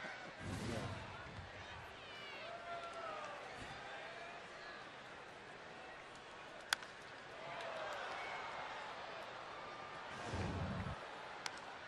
Okay, Johnny, his job is what, to follow the catcher, just follow the ball. Kind of tough to do there because it was straight up. But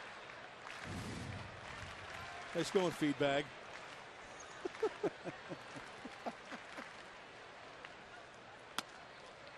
Eck lays off, it takes outside, a ball and 2 strikes.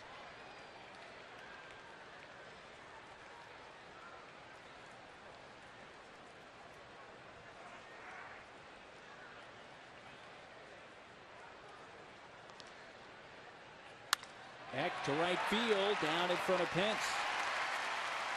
A base hit to begin the 6th. Leadoff man is on. Time for our comparison. Brought to you by Marvin K. Brown, San Diego's newest Mitsubishi dealer. The Astros finishing the month of June, obviously, here tonight, and they're going to have a winning month, a good month. They were 20 and 28 coming in. Well, the chance to be 17-10 with a win tonight for Cecil Cooper. And it's very well documented. We've talked about it. The pitching has been great for the Houston Astros. Talking to some of the Houston people, they haven't been scoring a lot of runs, putting up a lot of crooked numbers, but their pitching's been keeping them in games and having them win games. Hairston lays down the bunt. A long underhand toss by Hampton to Berkman. A sacrifice for Hairston. By the way, the single for Eckstein, first single of the series for the Padres. All their hits have been drawn for extra bases. There have only been 5 of them previously to that point. Kyle Blanks bats for the first time tonight. He came in for Adrian in the bottom of the 4th. After Adrian had to depart what has been described as a right knee strain. Strike 1.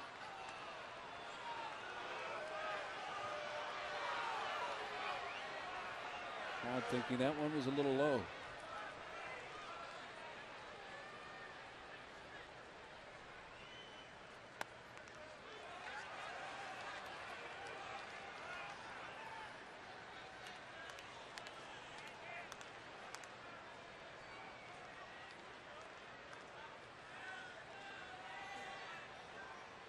Burdack, a left-hander, now up.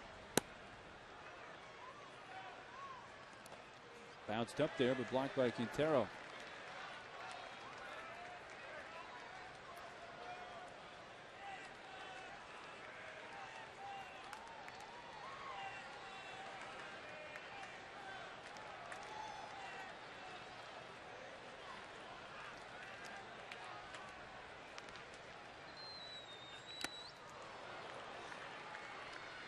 Two and two.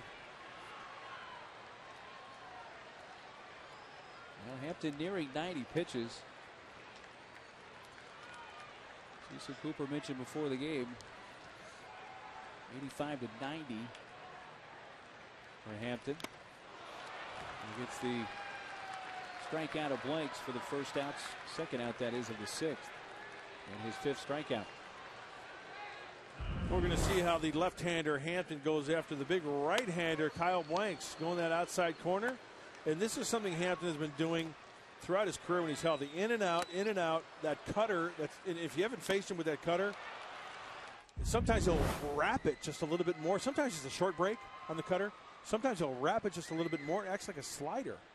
So it's actually a different look. Same type of pitch. And he just eats up Kyle Blanks on the inner half of the plate.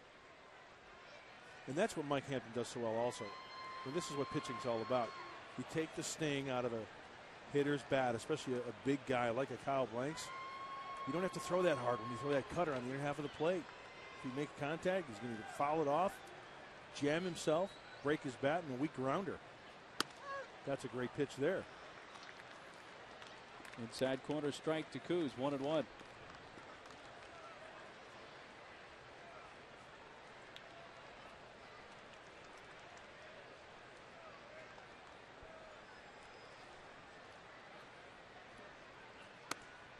Under the hands, 2 balls and a strike. Coos is lined to center and struck out. Eckstein at second, 2 down to the San Diego 6th. Padres trailing it by 2. Big foul.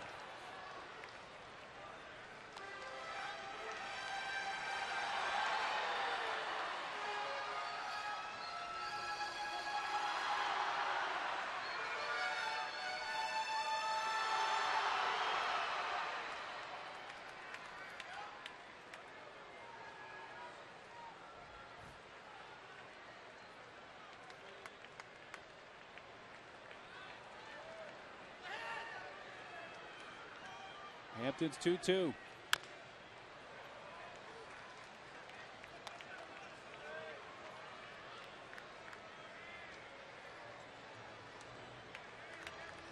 It's been a while since we've peeked into Quintero behind the plate. See if the runner on second, what kind of sequence they've got going back there.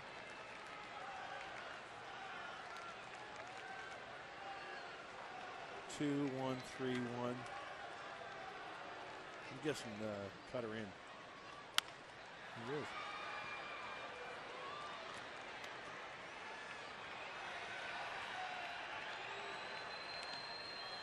Count holding it 2-2 on Kuzminov.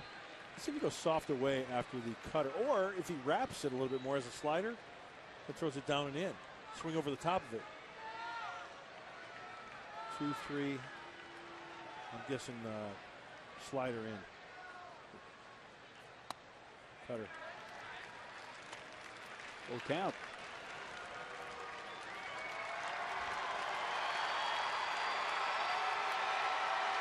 Well, whatever this pitch is going to be, it's not going to be straight. Not for Hampton. Well, we got blocked.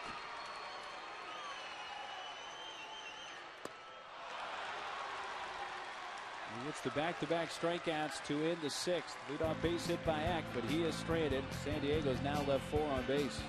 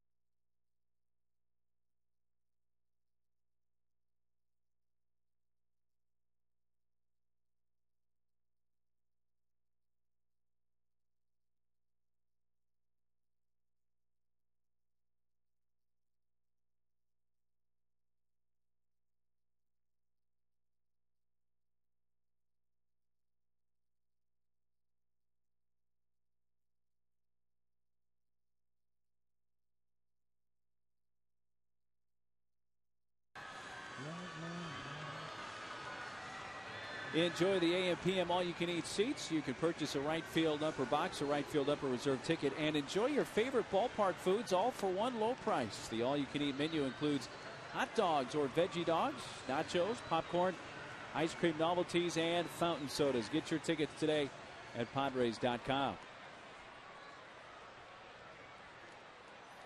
8-9-1 coming up for Houston in the 7th. 3-1 Astros. It looks like Mike Hampton might be done for the evening. Action in the Astro bullpen. Looked like he was getting some congratulations as he was walking off the field into the dugout. Nice effort by the left-hander. And Josh Banks is pitching quite well. Well, you mentioned it at the top of the telecast. Opportunity knocking here for Josh Banks. And to this point, taking advantage even though trailing by 2 in this game. 1-0 Quintero.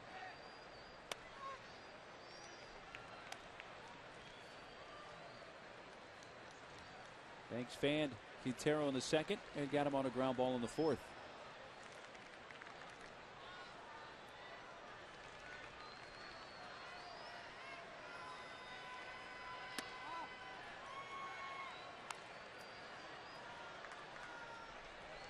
Banks not far from 100 pitches, 94.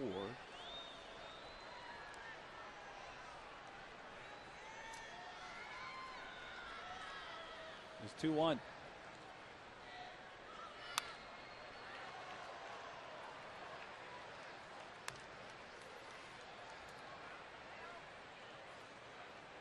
Three runs, 5 hits, no errors for Houston. They've stranded 4. San Diego will run 4 hits, no errors, and have left 4 on base. Astros scored all 3 of their runs in the 3rd, 2 coming on a Berkman homer.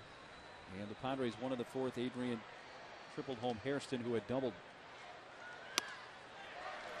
Strikeout begins the 7th. Gas. Big appetite, small budget, satisfy both with Sequan Casino's incredible all-you-can-eat prime rib buffet, now for only $10.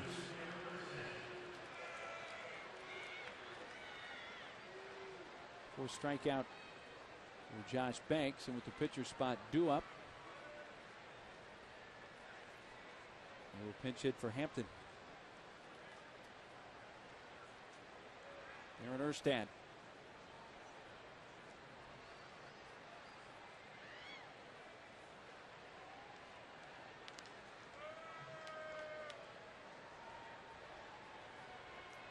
The 6 innings for Hampton, 1 run, 4 hits, a walk, and 6 strikeouts.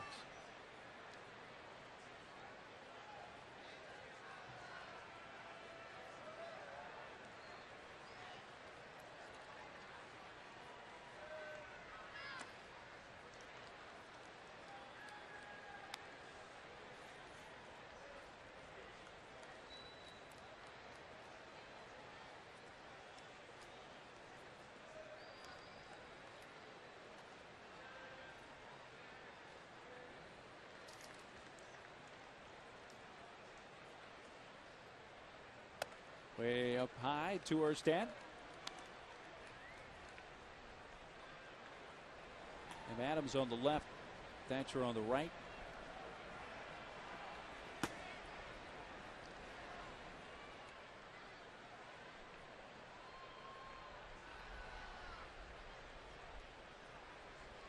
With 2-0 to Erstad.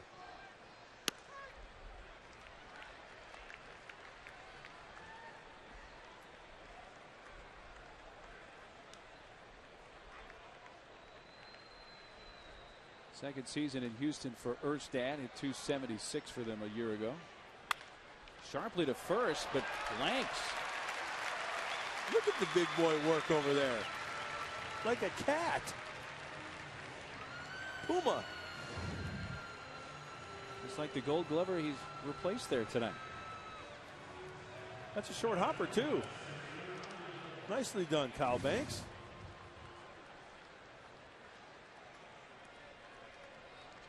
So blanks helps Banks. To get the out at first, 2 gone. And Blanco is behind the dish. What else we got going? Bourne at the plate. You can keep the B alliteration going. Yeah. Ricky ball up high.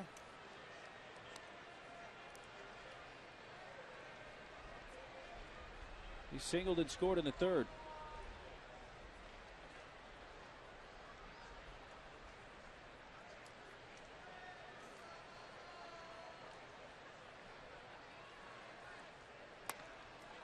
Darts off the plate outside. 2-0. Well, the Astros really have to be happy with Hampton's outing. 6 innings, 1 run, 4 hits. He only walked 1, struck out 6, but that left groin injury, he looked like no problem at all. 97 pitches. You know, when you talk about that groin injury, as a pitcher, you're going towards the plate, obviously. You plant, you spin. There's a lot of torque there. And what was it? Roy Halladay the other day in Toronto, right? A couple weeks ago or so, he kind of tweaked his groin a little bit. A couple weeks. In fact, he just came off the DL yesterday. Right. So that could be a tough injury. You better make darn sure that that's 100%. I imagine that can nag you for a while if you don't. Sure.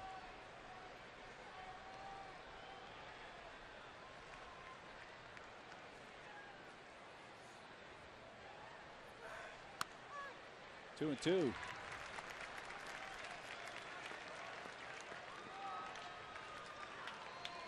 Well, the Padres will see the Houston bullpen in the bottom of the 7th inning. There's Sampson. They had Arias and Burdack up earlier, but it looks like it will be Sampson who will take the mound in the bottom of the frame.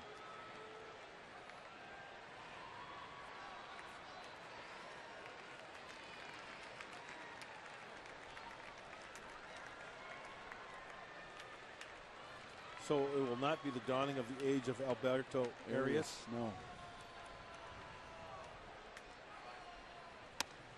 Leaning back from 1 up and in, full count.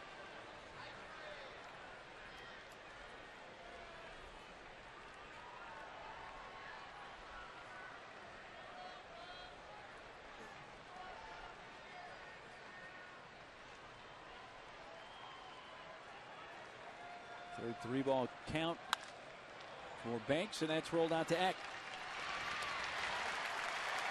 7 in a row retired by Banks. He's thrown 7 quality innings. Time to stretch. 3-1 Houston.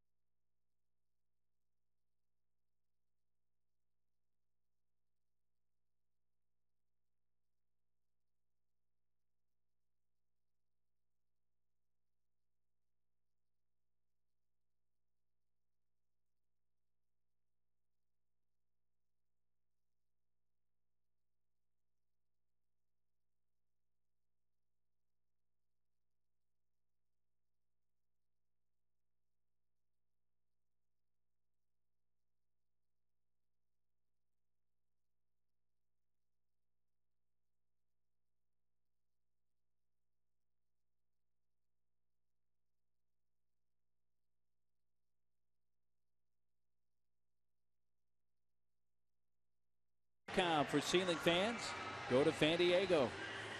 And tonight's Fan Diego fans of the game.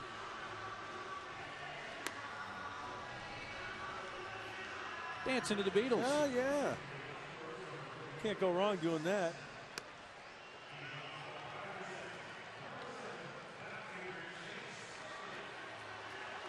Padres come to bat in the bottom of the 7th inning. And will do so against a new Houston hurler, Chris Sampson. Right-hander Chris Sampson. Fastball, curve, and a slider, 86-91. His 2.09 ERA, you see, that is the lowest on the club. And he's had some a lot of work this year. 3rd in the National League with 43 innings pitched in relief. He's got 4 wins out of the Astros pen.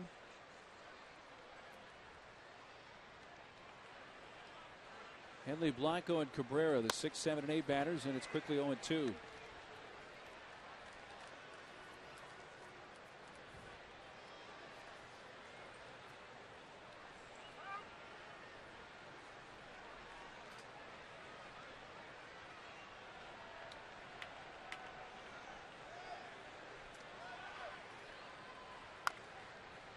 Off the end of the bat, foul.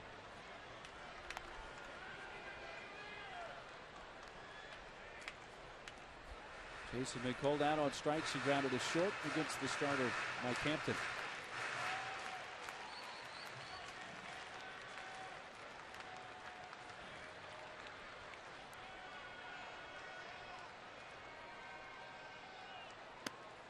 Tried to backdoor it and missed outside.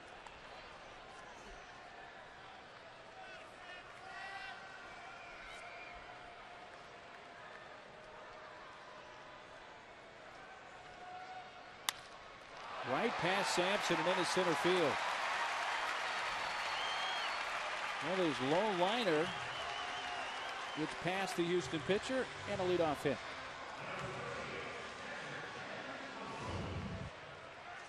This ball was hit so sharply at the middle, didn't even have time to put on a hockey suit. Tying run coming to plate.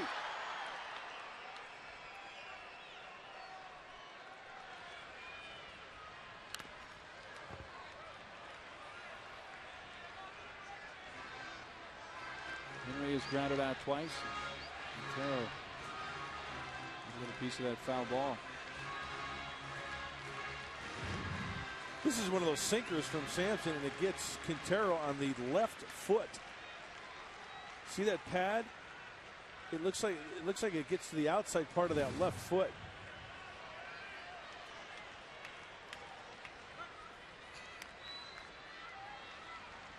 Yeah, for Sampson. As he throws to first base. Let's take another look. Focus on the outside. Oh, it gets it on the top of the pad there. Still, that hurts.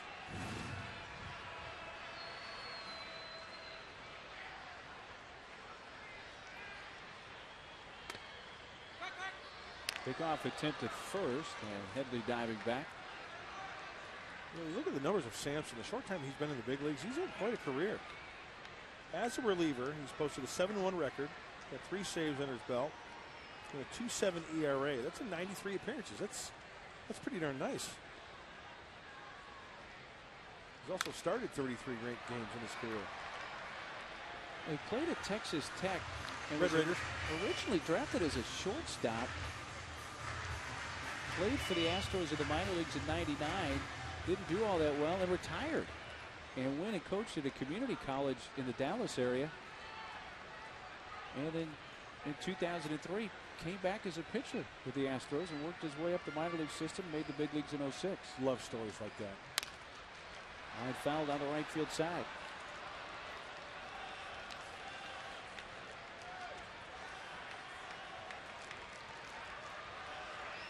Sampson is 31 years old. Native Texan.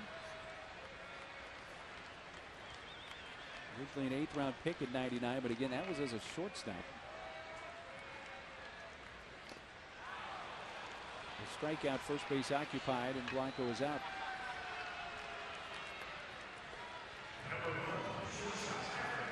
Oh, that's a shocker. A kid texting on his phone.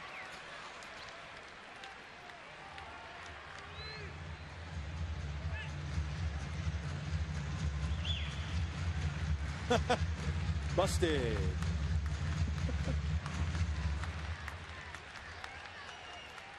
Peace to you, brother.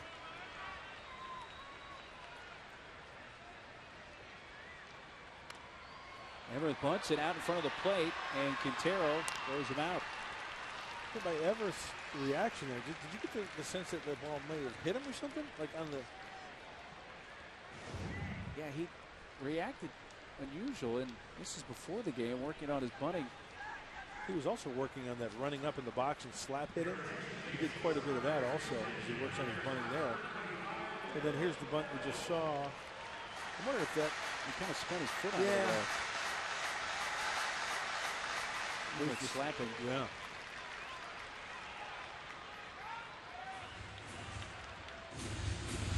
Just serving him up in the shallow left field on that line. And it brings up the pitcher's spot, and Venable comes up. That is the second out, however. Pushing Henley down to second. The starting pitcher, Josh Banks, finished after 7 innings. Retired the last 7 batters he faced. I really liked what I saw in Josh Banks tonight. He threw his off-speed pitches for strikes. When he got ahead, he expanded the zone a little bit. It was just that one bad inning in the third. Single, double, home run, a 2-run shot off the bat of Lance Berkman. And only 1 walk, Mark Neely, and that was intentional. Good night in the big leagues for the youngster. Very nice, and maybe the team could rally and perhaps get him at least a no decision here tonight. Venable takes a first pitch strike.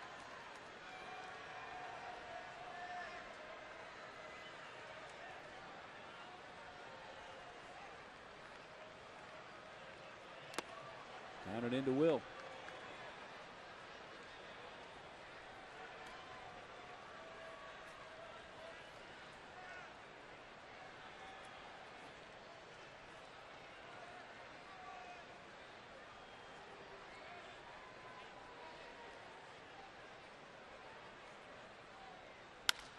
Down the left field side, but slicing foul.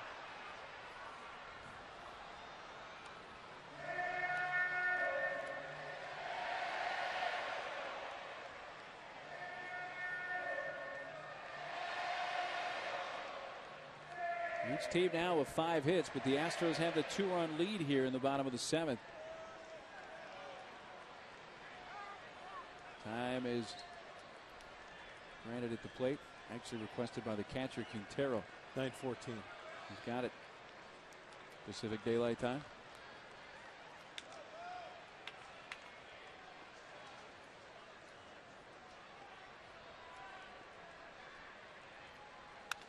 Oh. Had a pitch to drive. Got under it, fouled it back. You know, you talk to hitters middle in. Look for a ball middle in and turn on it. William had a chance there.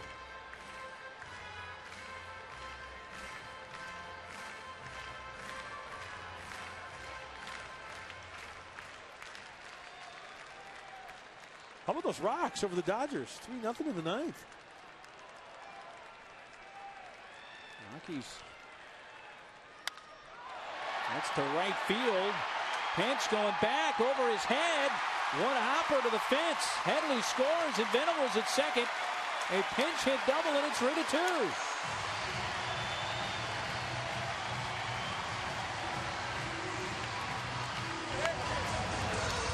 Well, didn't miss that one.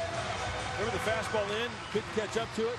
Well, there's a classic example of Sampson speeding up the bat of William Venable, and good for William because he hits that one to right. A breaking ball down, it speeds up his bat out in front. I'm not saying the pitch is a bad pitch, it's the location of the pitch.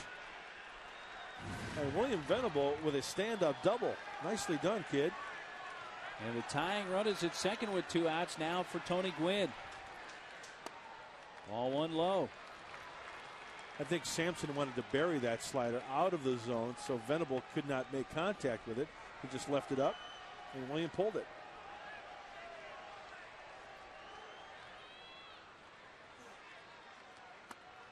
Outside, 2-0.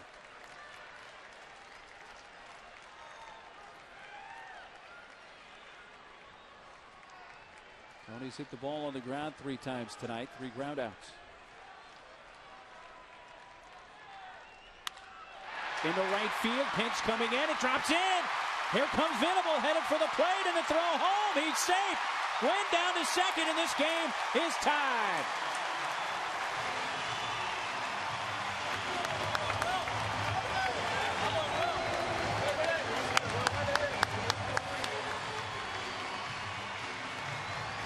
Seventh RBI for Tony Gwynn. And a 2-out rally here in the 7th. It is a 3-3 game. I think you can call Tony Gwynn a wake-up call Tony, because that's exactly what he did to this hometown crowd. Been a lull in this crowd ever since Mike Hampton was on the mound. But in that bullpen, Tony comes through. 2-out knock. William Venable scores, and that wakes everybody up. Strike one to Eck.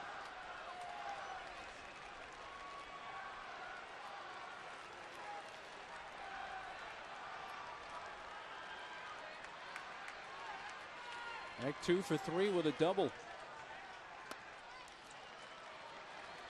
And he had half the hits that Hampton gave up tonight.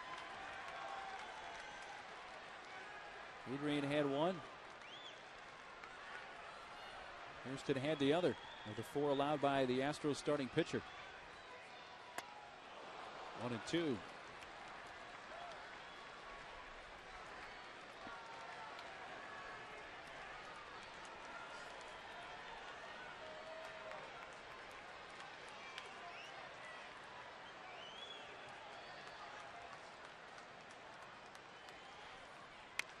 That gets a piece to stay alive.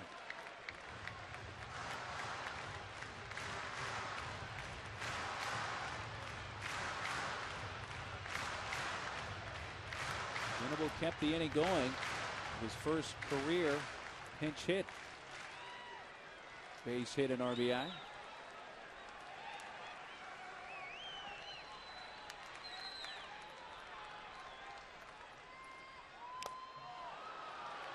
That is foul. The catcher, Quintero, chasing.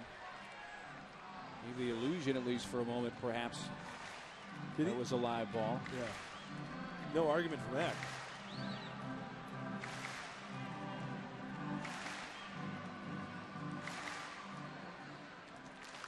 Padres have scored 2 off Sampson here in the 7th. Sampson had not allowed a run in 12 of his last 13 appearances. That's into right center. Gotta go. Gwynn heading for the plate. Bourne makes the throw home, and he is safe! He got around the tag at Quintero, and San Diego leads 4-3.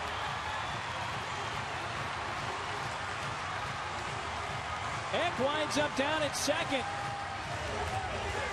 It has been a 3-run outburst here in the Padres' seventh. Who's that 2-out thunder we've been looking for? Some clutch 2-out knocks. Double, single, and Eck stays on that slider. And Quintero, he was way out in front of home plate. Oh, you know what? He got home plate, and it looked like there was daylight. It looked like Quintero never tagged him.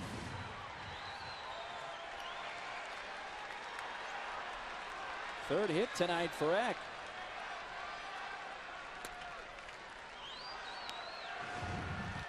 See if you see daylight here. Daylight, never got him. Never got him. Still never got him. Yep. And a nice slide by Tony.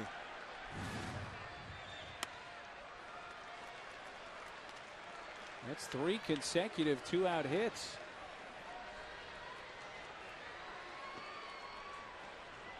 '31st RBI for Eckstein. And how about Josh Banks, now the pitcher of record?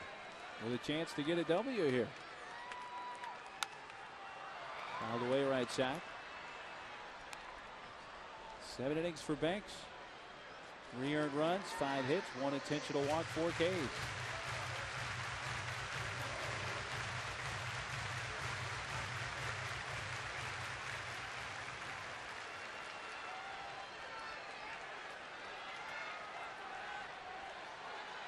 Hairston has doubled.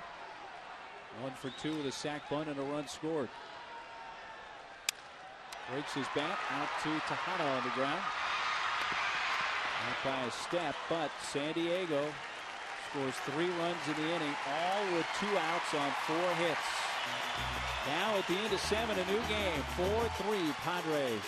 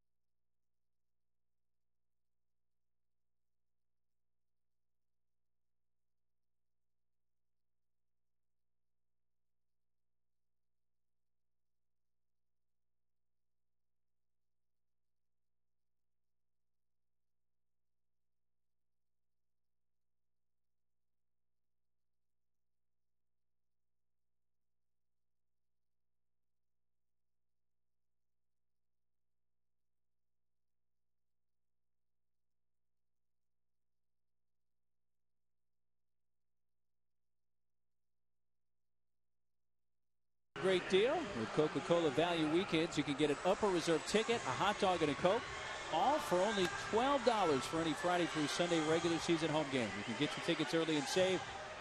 Go online and visit Padres.com. New pitcher is Edward Mujica. Last time Edward Mujica was at the Hill, it was in Texas. What day was the 27th, Mark? Saturday. And boy, tell you what, the offense for the Padres coming to life now. Edward Mujica with a chance to send it into the 9th inning. And hopefully the Padres play 8.5 tonight. Part of the order, though, coming up here for the Astros. Tejada, Berkman, and Lee. Pass ball outside to Tejada leading off. He's doubled in a run. hit by a pitch in the first. 1-4-2.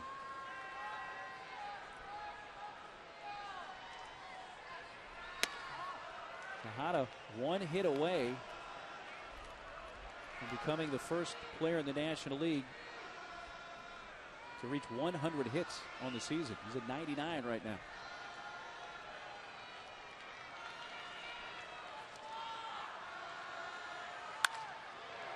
And there it is. Guy Cabrera into left center. Headley plays it in. But Tejada's 100th hit of the season is a leadoff 8th inning single. Just out of the reach of Everett Cabrera. That ball was smoked. And after falling behind, Mujica's going to challenge him right with a fastball. He did just that, just out of the reach.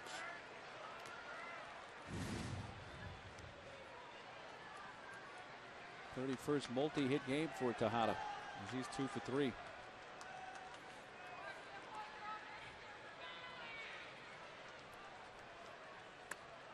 Aikman takes a hack. The one that finished down low. Yeah, swinging at the first pitch changeup. He hit the 2-run homer that capped off the 3-run third for the Astros. He's also singled and been intentionally walked, so they have not retired Berkman tonight. Double play ball. Cabrera steps on for one to first. That's a pair. 6-3, 2 down. And Cabrera had him play perfectly, cheating up the middle. You bet. Look at the rookie out there at shortstop after making this play here. He's playing this game of baseball like he's been out there for 10 years. Pumping up Mujica, saying that a way to go. Make the pitch, I'll be there. That's huge. If he's cheating towards the hole, that's a base hit into center field easily. Yep. I guess that's why they have the spray charts, huh? Carlos Lee takes a strike. 2 outs, base is empty now. Caballo 0 for 3.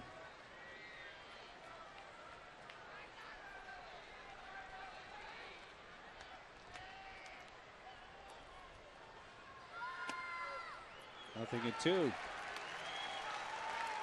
Mujica just pecking away at that outside corner nicely. Go back out there.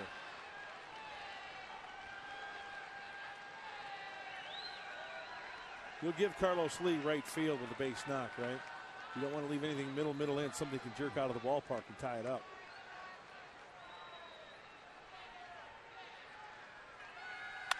Hey.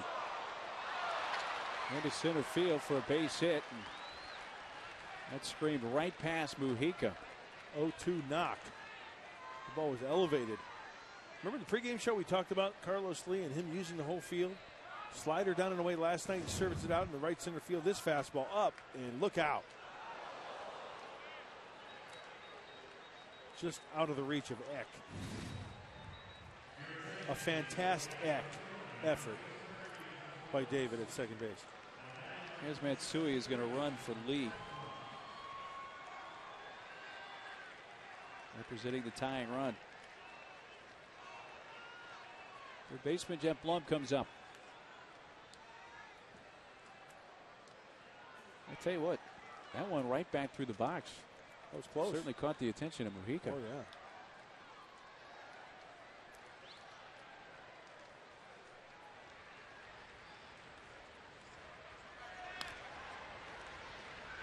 You know what scares me here? Blum being 0 for 3. And overdue.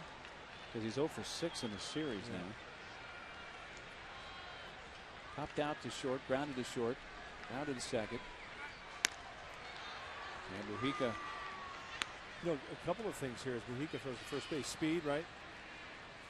But then again, on the other hand, if this game goes after regulation, you got Carlos Lee's bat out of the lineup. That's a very big point to keep in mind, regardless of how long this game goes. Right now, Mujica, thinking Matsui's got running on his mind. He has 6 steals and 9 attempts.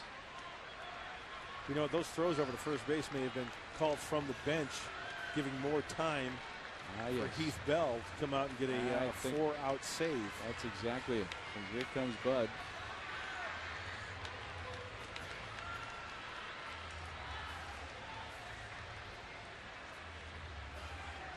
And there's the move. You are right, Carnett.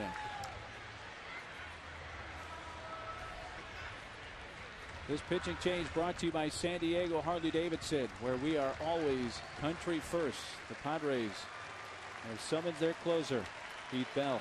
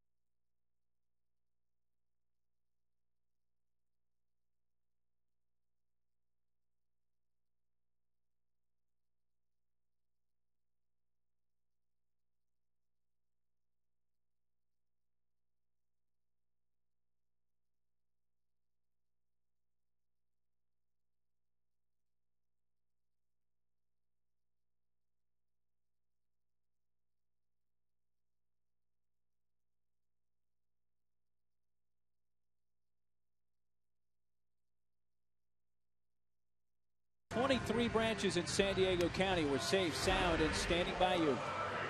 Well, 2 outs here in the 8th, and Buddy Black goes to his closer to try to get that 4-out save. You see the great numbers for Heath Bell this season, and this is the 4th time that Buddy has gone to the bullpen to get his closer in the 8th.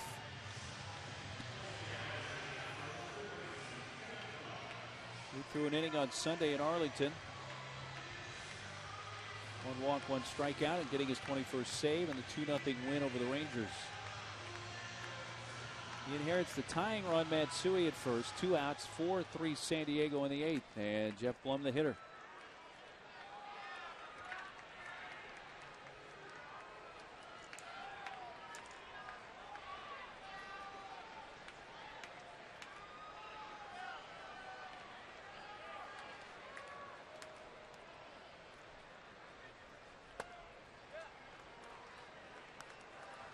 Johnson with a breaking ball, low, ball 1.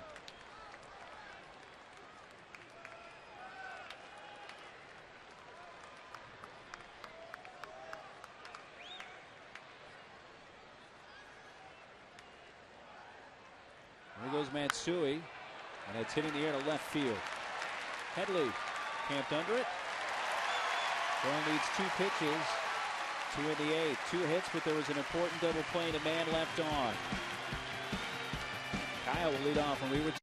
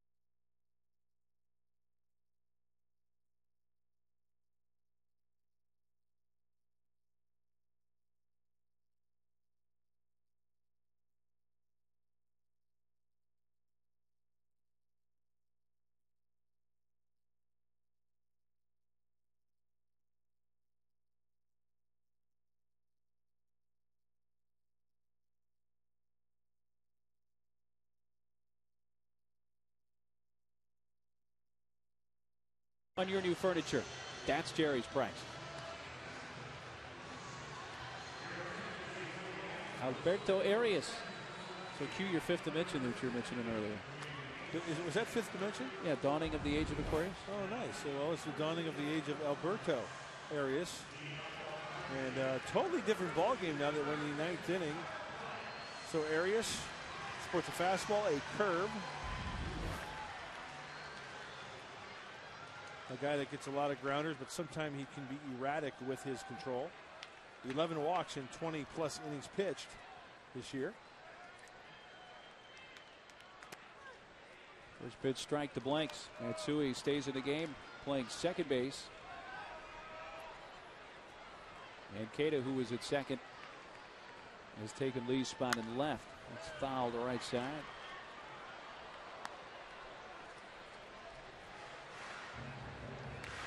Blanks has had only one at bats. It's taking over for Adrian in the fourth. That was a strikeout in the sixth.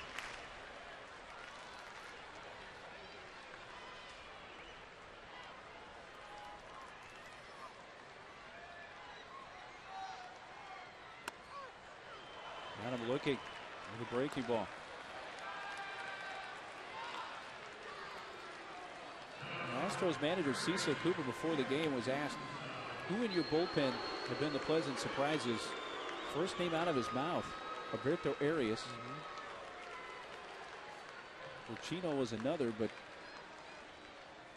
Arias was one that he dropped very early in that conversation. Strike one to Kuz. Since May 27th, 9 appearances, had an 11 1/3 inning scoreless streak. Nice tight breaking ball that he has.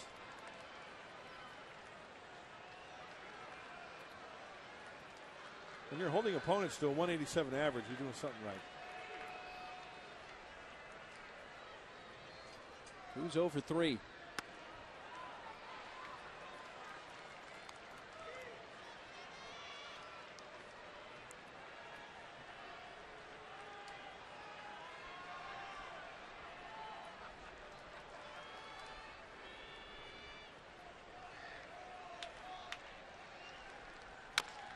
Chops that towards third. Blum gets the big hop and throws across the diamond. 2 down.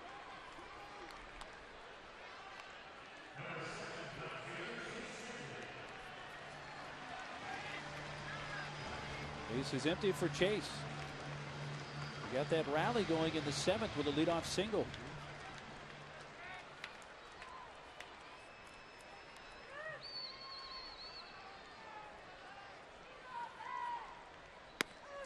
Strike one from Arias. Arias, who began his career in the Rockies organization. In fact, pitched in the big leagues with Colorado. Picked up by the Astros on a waiver claim.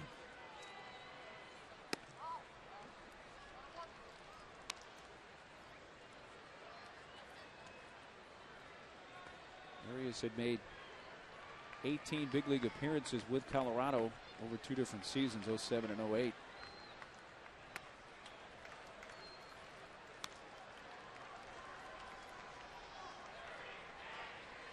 Looking at the Houston ninth, they'll have Pence, Keita, and Quintero due up. They have 3 right-handed bats available on their bench. Keppinger, Michaels, and Ivan Rodriguez. They've used the left-handed bat of Erstad already. They used Matsui, who's already stayed in the game.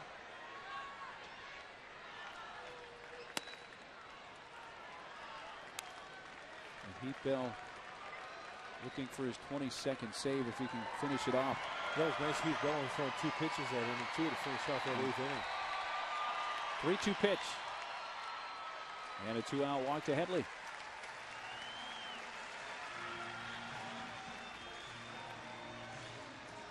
Remember to tune in for tomorrow's pregame show, brought to you by the Honda dealers of San Diego County. You can visit your local dealer for the latest offers on all 2009 inventory. Airtime tomorrow, once again, 6:30. Brian Moeller scheduled to go for the Astros against right-hander Walter Silva for the Padres tomorrow night in Game 3 of this 4-game series.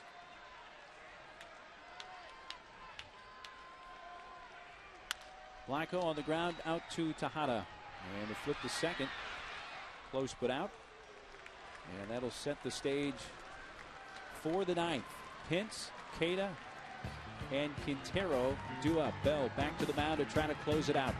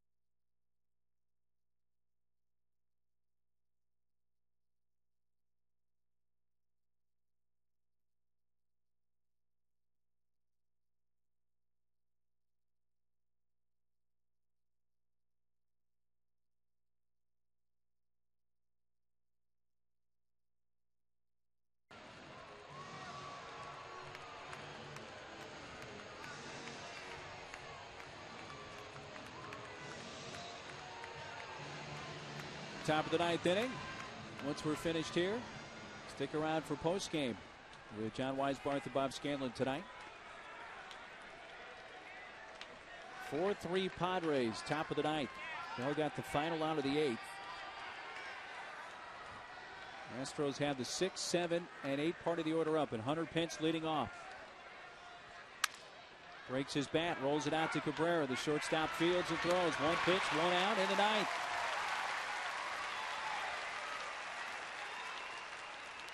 Bell's thrown 3 pitches so far in this outing and gotten 2 outs and 1 away in the ninth.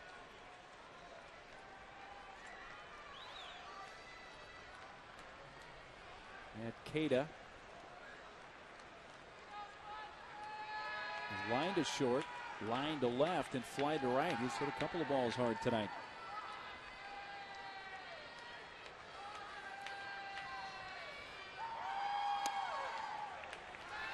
Switch hitting Queta takes a strike. And Heath Bell's got the feel for that curveball that he's got.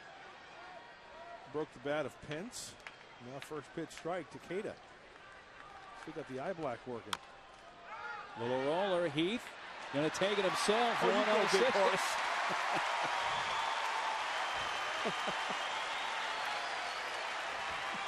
Heath taking it all the way to the bag for out number 2. Kyle Blanks committed, so Heath Bell realizes that first base is unmanned and he'll take it himself. Watch Chuck Merriweather, the first base umpire. I better get out of the way of that train.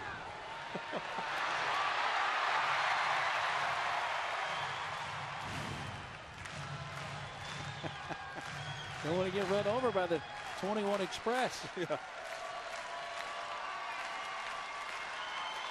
The catcher being pinch hit for Michaels. Jason Michaels.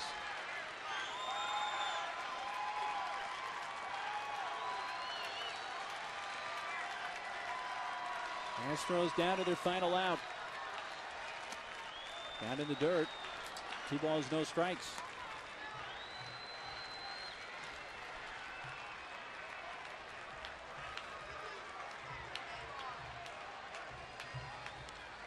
Well, if Michaels were to reach the pitcher spot next, and Ivan Rodriguez would come up. He's in the on-deck circle.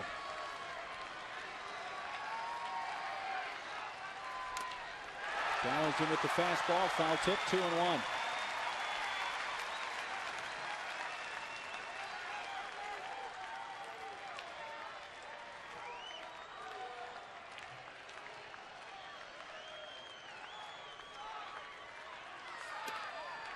Off the outside corner, 3 balls and a strike.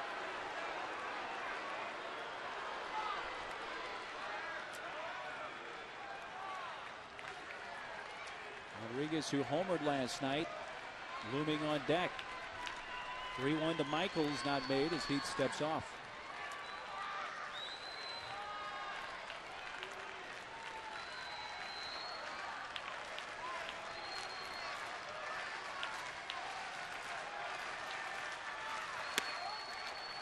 And a 5-pitch walk for Michaels, who is hitting under 200 on the season. Puts the tying run on. And Ivan Rodriguez will pinch hit.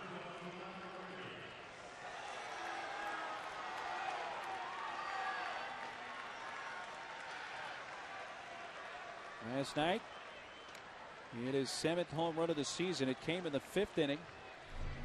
Off starter Josh Gear to straightaway center.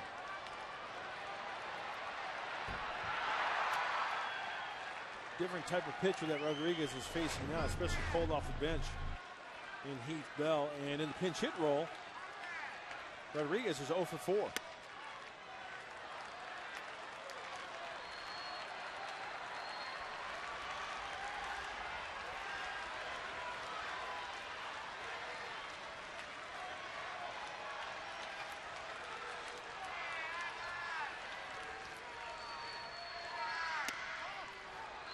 He's suddenly struggling to find the zone here. 6 of his last 7 out of the strike zone.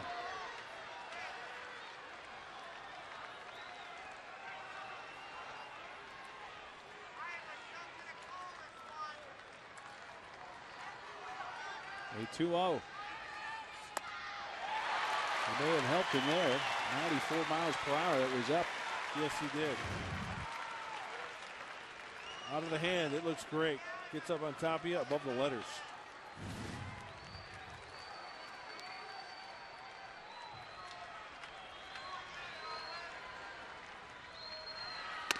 Oh. 94.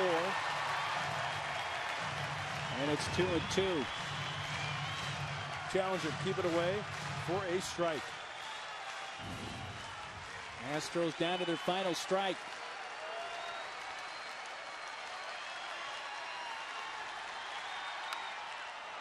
And Pudge fouls it back to stay alive. Astros got 3 in the 3rd, 2 coming on a Berkman homer. Padres 1 in the 4th. And then San Diego 3 with 2 outs in the 7th to take the lead. 4-3 San Diego. Houston with a tying run, Michaels at first. And 2 down in the 9th. Bell trying to save it for starter Josh Banks, who went 7. The 2-2 to Ivan Rodriguez is high in a full count.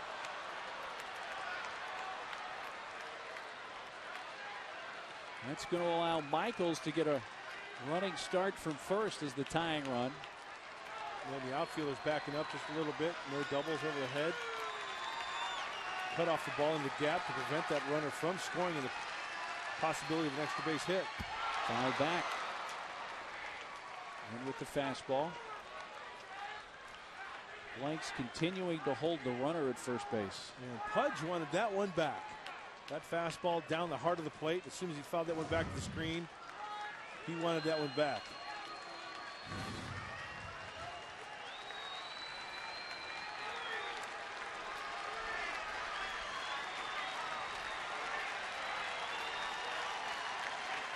Michael Bourne on deck. Another 3-2. Just missed. All 4 puts Rodriguez on. And 2 on, 2 outs. Here's the ball. That's off the plate.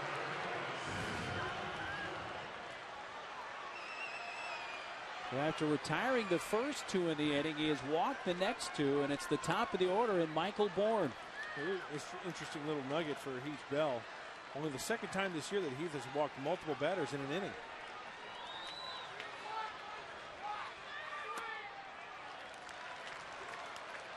And he falls behind Bourne.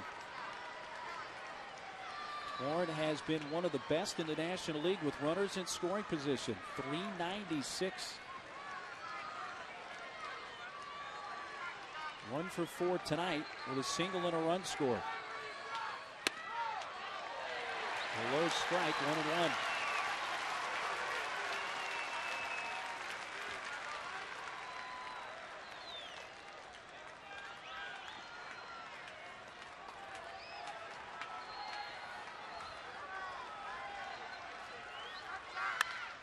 Deep right, Quinn going back and makes the grab.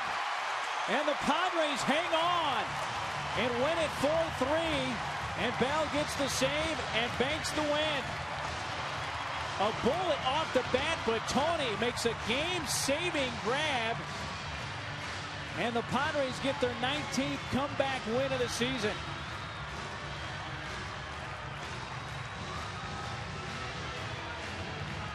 This ball looked like big trouble off the bat. Oh, you bet. And Tony getting a great jump and saving the game.